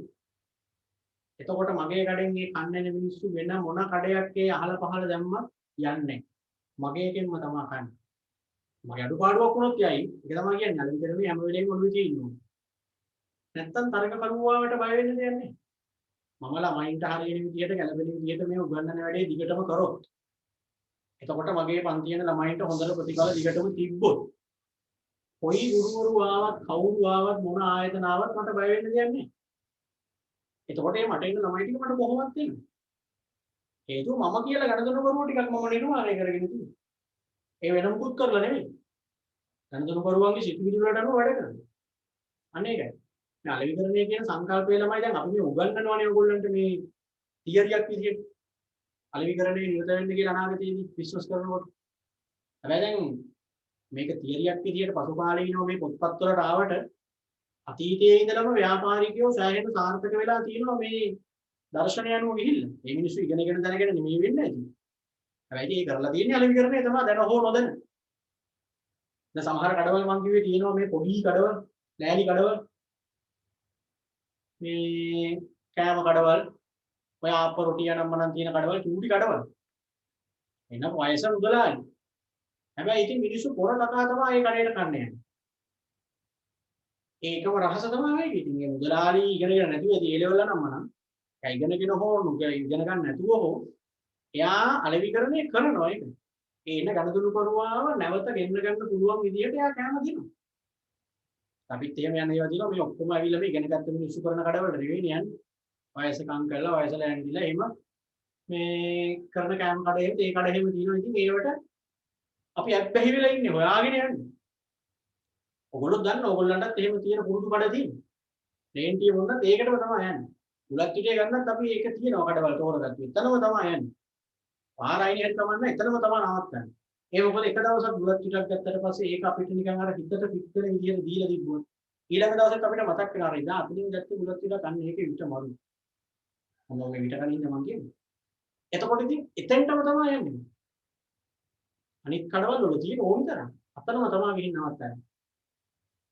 ඒක තමයි. ඒක ඉතින් මේ වයසක ආච්චියම්ම මේ අලෙවිකරණය කරගෙන නැහැ.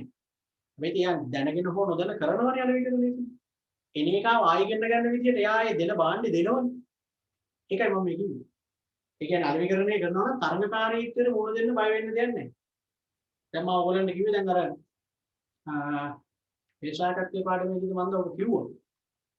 ඔය පොඩි නිකන් ඒකේ තියෙන්නේ උරුදු වඩ තියෙනවා, වඩ තියෙනවා, රොටි තියෙනවා, රෝල් සනම්බනන් තියෙනවා, තෝෂේ තියෙනවා වගේ පොඩි කඩයක්.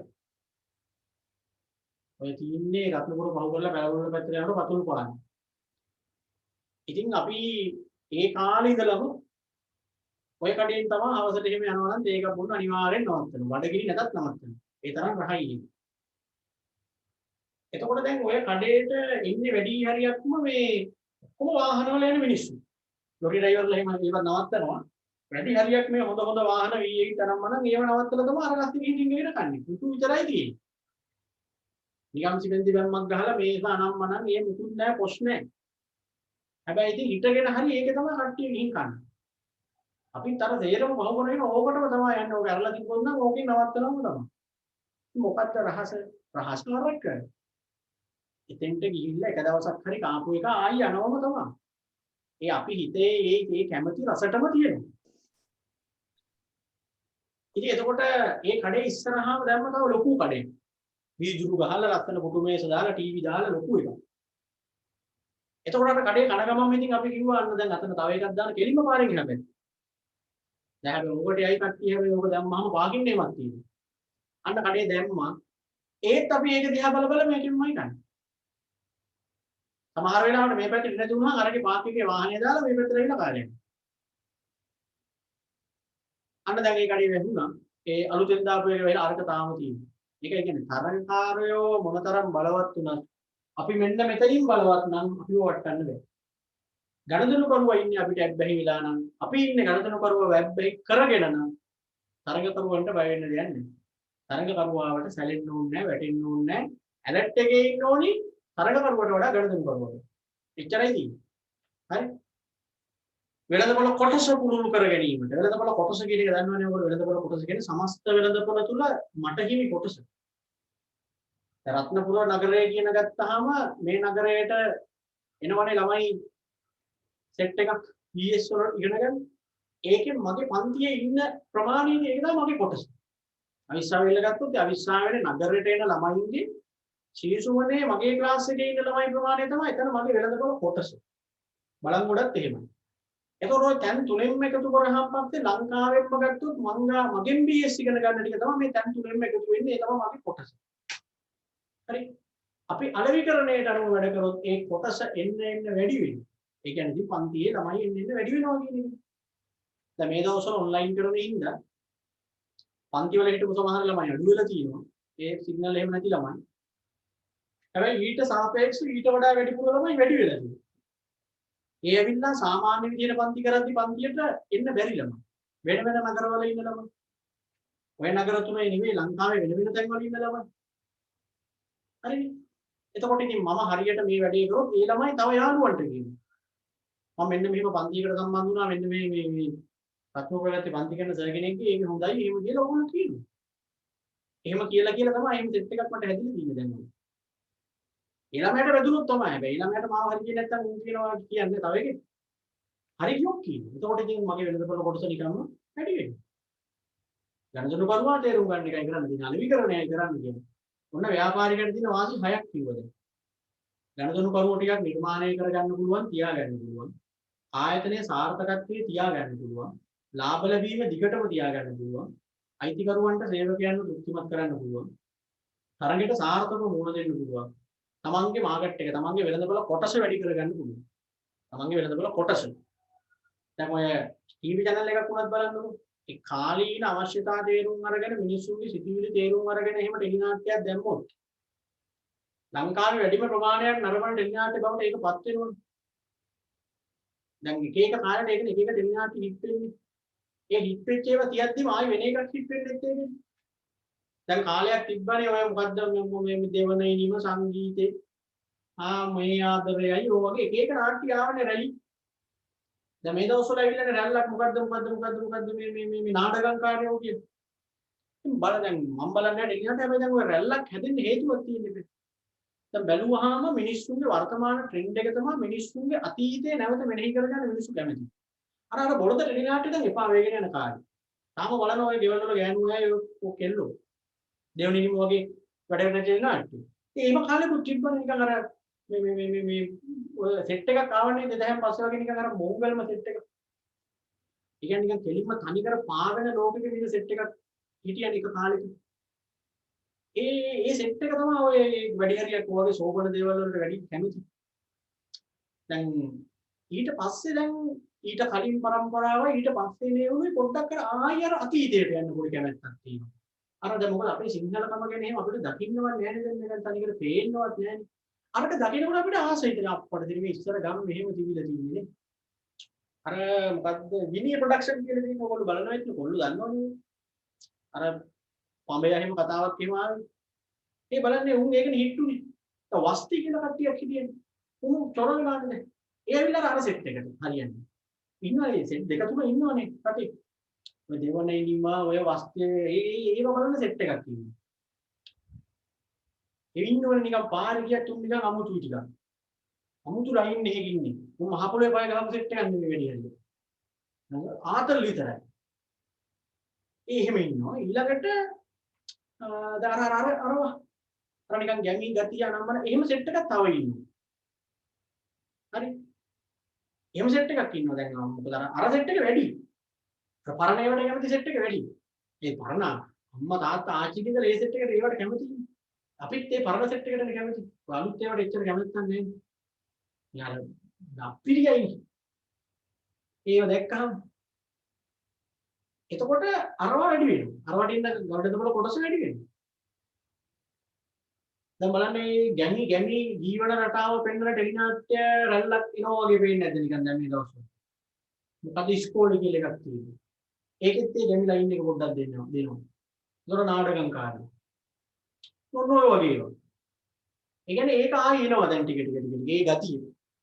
අර පොස්ට් ලයින් එක තියෙන ඒවා දැන් ටික ටික අභාවයට එනවා. ඉතින් ඒක මේ channel කාරණා රක්කාලා දන්නවා.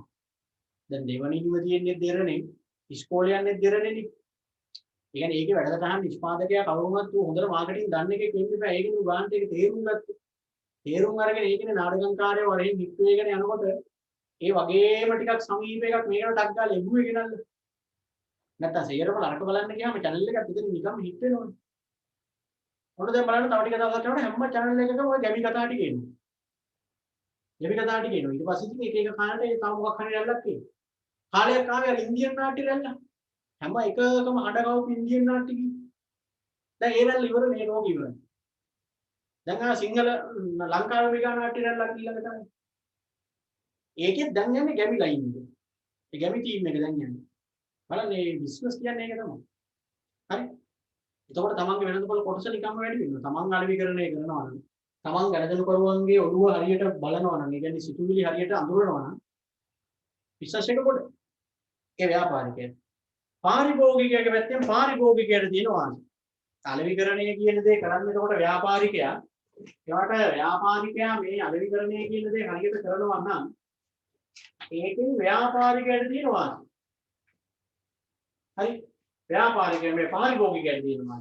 කියන්නේ පාරිභෝගිකයට තියෙනවා කියන්නේ පාරිභෝගික තෘප්තිය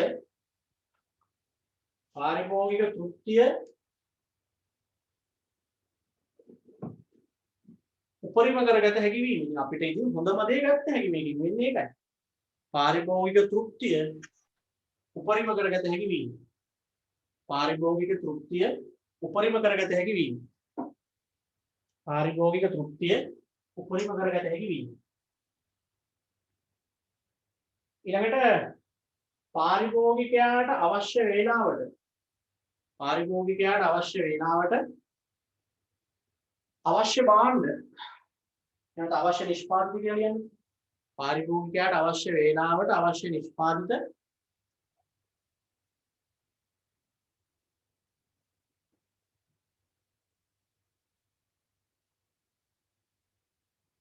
අවශ්‍ය ස්ථානයේදී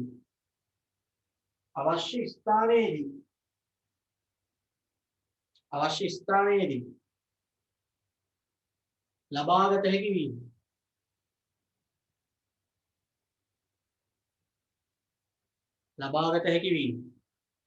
දැන් ව්‍යාපාරිකයාගේ පැත්තෙන් එයා අලෙවිකරණය කරනවා කියන්නේ අපේ සිතුවිලිනේ තේරුම් ගන්නනේ. ඒතරකින් අපිට තියෙන වාසිය තමයි ඕනි කරන දේ ඕනි කරන වෙලාවෙදී ඕනි කරන තැනදී ලැබෙන්නේ. මොකද එයා හැම පැත්තෙම අපිව සතුටු කරන්නනේ එයා දඟලන්නේ. එතකොට ඉතින් අපිට ඒ වාසිය තියෙනවා. ඊළඟට ගෙවන මුදලට සාධාරණ තෘප්තියක් ලැබීම. ගෙවන මුදලට සාධාරණ තෘප්තියක් ලැබීම. ගෙවන මුදලට සාධාරණ තෘප්තියක් ලැබීම. ගෙවන මුදලට සාධාරණ තෘප්තියක් ලැබීම. ගෙවන මුදලට සාධාරණ තෘප්තියක් ලැබීම.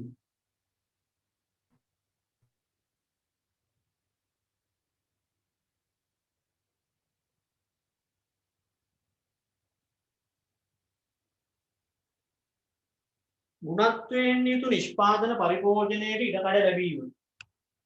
ගුණත්වයෙන් යුතු නිෂ්පාදන පරිභෝජනයේ ඉඩකඩ ලැබීම.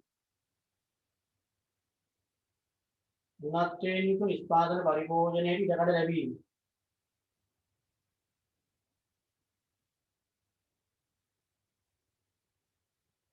ගුණත්වයෙන් යුතු නිෂ්පාදන පරිභෝජනයේ ඉඩකඩ ලැබීම.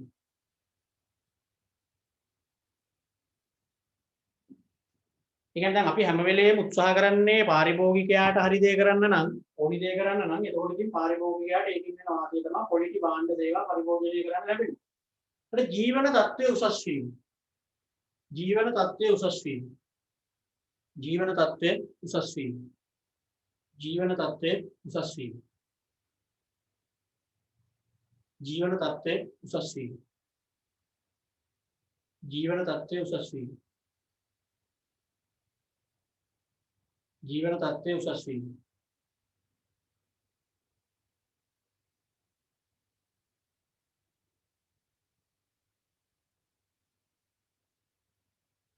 හරි.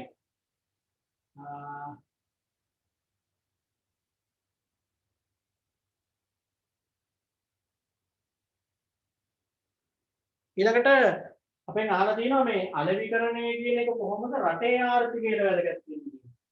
දැන් එතකොට ඔයා හිතන්න හැම ව්‍යාපාරිකයෙක්ම ඔය කියන අලෙවිකරණය කියන තියරියට අනුව වැඩ කරොත් එතකොට අපි දන්නවා ගණදෙනු කරුට ඕනි හැම දෙයක්ම ඕනි කරන විදිහටම ලැබෙන එකනේ ඉතින් වෙන්නේ. එහෙම වුණොත් ඒකෙන් රටේ ආර්ථිකයේ තියෙන වාසිය මොකක්ද කියලා ඊළඟට අපි හිතන්නේ රටට තියෙන වාසිය.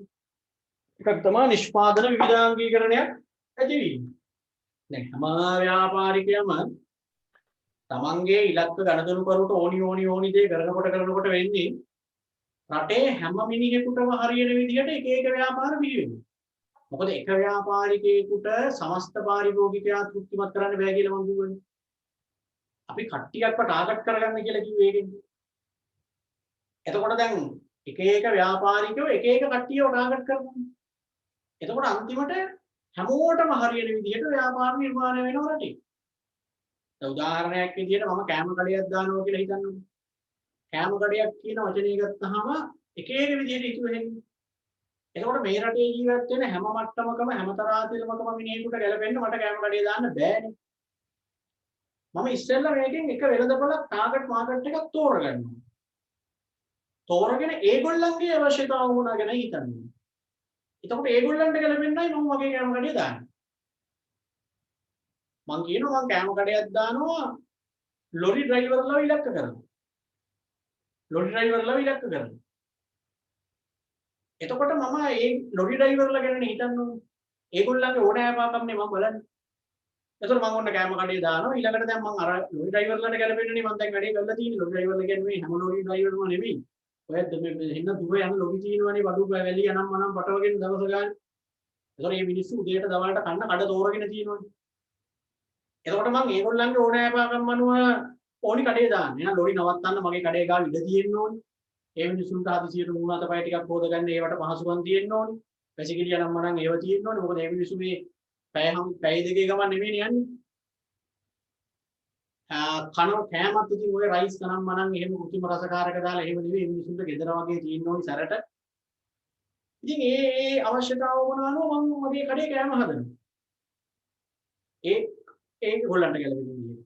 එතකොට ඉතින් අහම්බෙන් ඉතින් මුලින් ලොරි දෙක තුන ඇවිල්ලා නවත්තලා පස්සේ කටින් ගිහිල්ලා මගේ කඩේට ලොරි 30 40ක් ඉතින් ගාන්න සෙට් වෙනවා දවසකට. පුරුදු වෙන්නේ. එතකොට ඒගොල්ලෝ හැමදාම එනවා. ඒකයි. එතකොට මගේ කඩෙන් වෑන් එකක් නවත්තලා කරනවා ට්‍රිප් එකක් යන වෑන් එකක් නවත්තලා මගේ කඩෙන් කානවා. උන් යනවා බැන. උන් ඇවිල්ලා අහුවා රයිස් තියනවද කියලා මං කිව්වා නැහැ කියලා, කොත්තු තියනවද කියලා මං කිව්වා නැහැ කියලා. අපා මොකවත් නැහැ නේ මේක එහෙම කියලා යනවා. ලලි කෑල්ලකෝ යන දෙහෙම නැද්ද ගගා යනවා. එහෙම ඉතින් අහන එක නැහැ කිව්වහම අපි කියන්නේ. අහන එක නැහැ කිව්වහම අහනවලු සමහර. එහෙනම් යන දෙහෙම ලැල්ලකෝ නැද්ද කියලා. වහලා දාන කඩ. ඒ වගේ දැන් බැලුවනේ යයි. ඉතින් මට අවුලක් නැහැනේ මම දැම්මේ ලොරි ඩ්‍රයිවර්ලටනේ දැන්. වෑන් එක නවත්තලා ඇවිල්ලා උන් මට බැන ගියාට මට අවුලක් නැහැ. අන්න ඒකයි. ටාගට් කරගන්න කට්ටියක්. ඒක තමයි සාර්ථක වෙන්නේ. හැම එකකටම හරියන්නේ කියලා දාලා හරියන්නේ නැහැ. එහෙම නැත්නම් මම කැම කඩයක් දානවා දුරගමන් සේවා බස් රථ හොඳයි. මම කැම කඩේ දැම්මේ කාටද? දුරගමන් සේවා බස් රථ වලට. කොළඹ බස් නවත්තනවා තේබොල්. ඒතර මම මෙතෙන්දි විශේෂයෙන් හිතන්න ඕනේ කාගේ ඕනෑකම් ගැනද? දුරගමන් සේවා බස් රථ නම් බස් එකේ යන මගීන්ගේ නෙමෙයි. බස් එකේ ඩ්‍රයිවර්ගේ කොන්දොස්තරගේ. ඒගොල්ලන්ගේ ඕනෑකම් ගැන මම හිතන්නේ දැන් ඒක. බස් එකේ යන මිනිස්සුන්ට කොහොමද තියෙන්නේ ඩ්‍රයිවර් නවත්තන තැනින් කන්න වෙනවනේ. ඩ්‍රයිවර් කොන්දොස්තරුයි තමයි මෙතන අල්ල ගන්න ඕනේ. අන්න ඒකයි කියන්නේ දැන් එතකොට ඉස්සරහදී ඔය ඉලක්ක වෙළඳපොලේදී මම මොකද පැහැදිලි කරන්නේ. අර හැමෝම එක එක කට්ටියව තෝරගෙන මෙහෙම කරනකොට වෙන්නේ රටේ විවිධාංගීකරණය වෙච්ච ව්‍යාපාර ටිකක් නිර්මාණය වෙනවා. නිෂ්පාදනය වැඩි වෙනවා පුළුල් වෙනවා. රටේ සේවා නියුක්තිය වැඩි වෙනවා. ඉතින් ව්‍යාපාර දියුණු වෙනකොට කොහොමත් රැකියාව වැඩි වෙනවා. ආදායම් බෙදී යාමේ විෂමතා අඩු වෙනවා. රටේ සමස්ත ආර්ථික වර්ධනයක් මේකෙන් වෙනවා. ඔන්න අලෙවිකරණයේ එක එක පාර්ශවයන්ට තියෙන වැදගත්කම. හරිනේ. ඔන්න දැන් අපි අලෙවිකරණය ගැන සාමාන්‍ය අවබෝධයක් දැන් හම්බුණා. පොඩි හඳුන්වා දීමක් පැහැදිලි කිරීමක් දැන් කරගත්තා.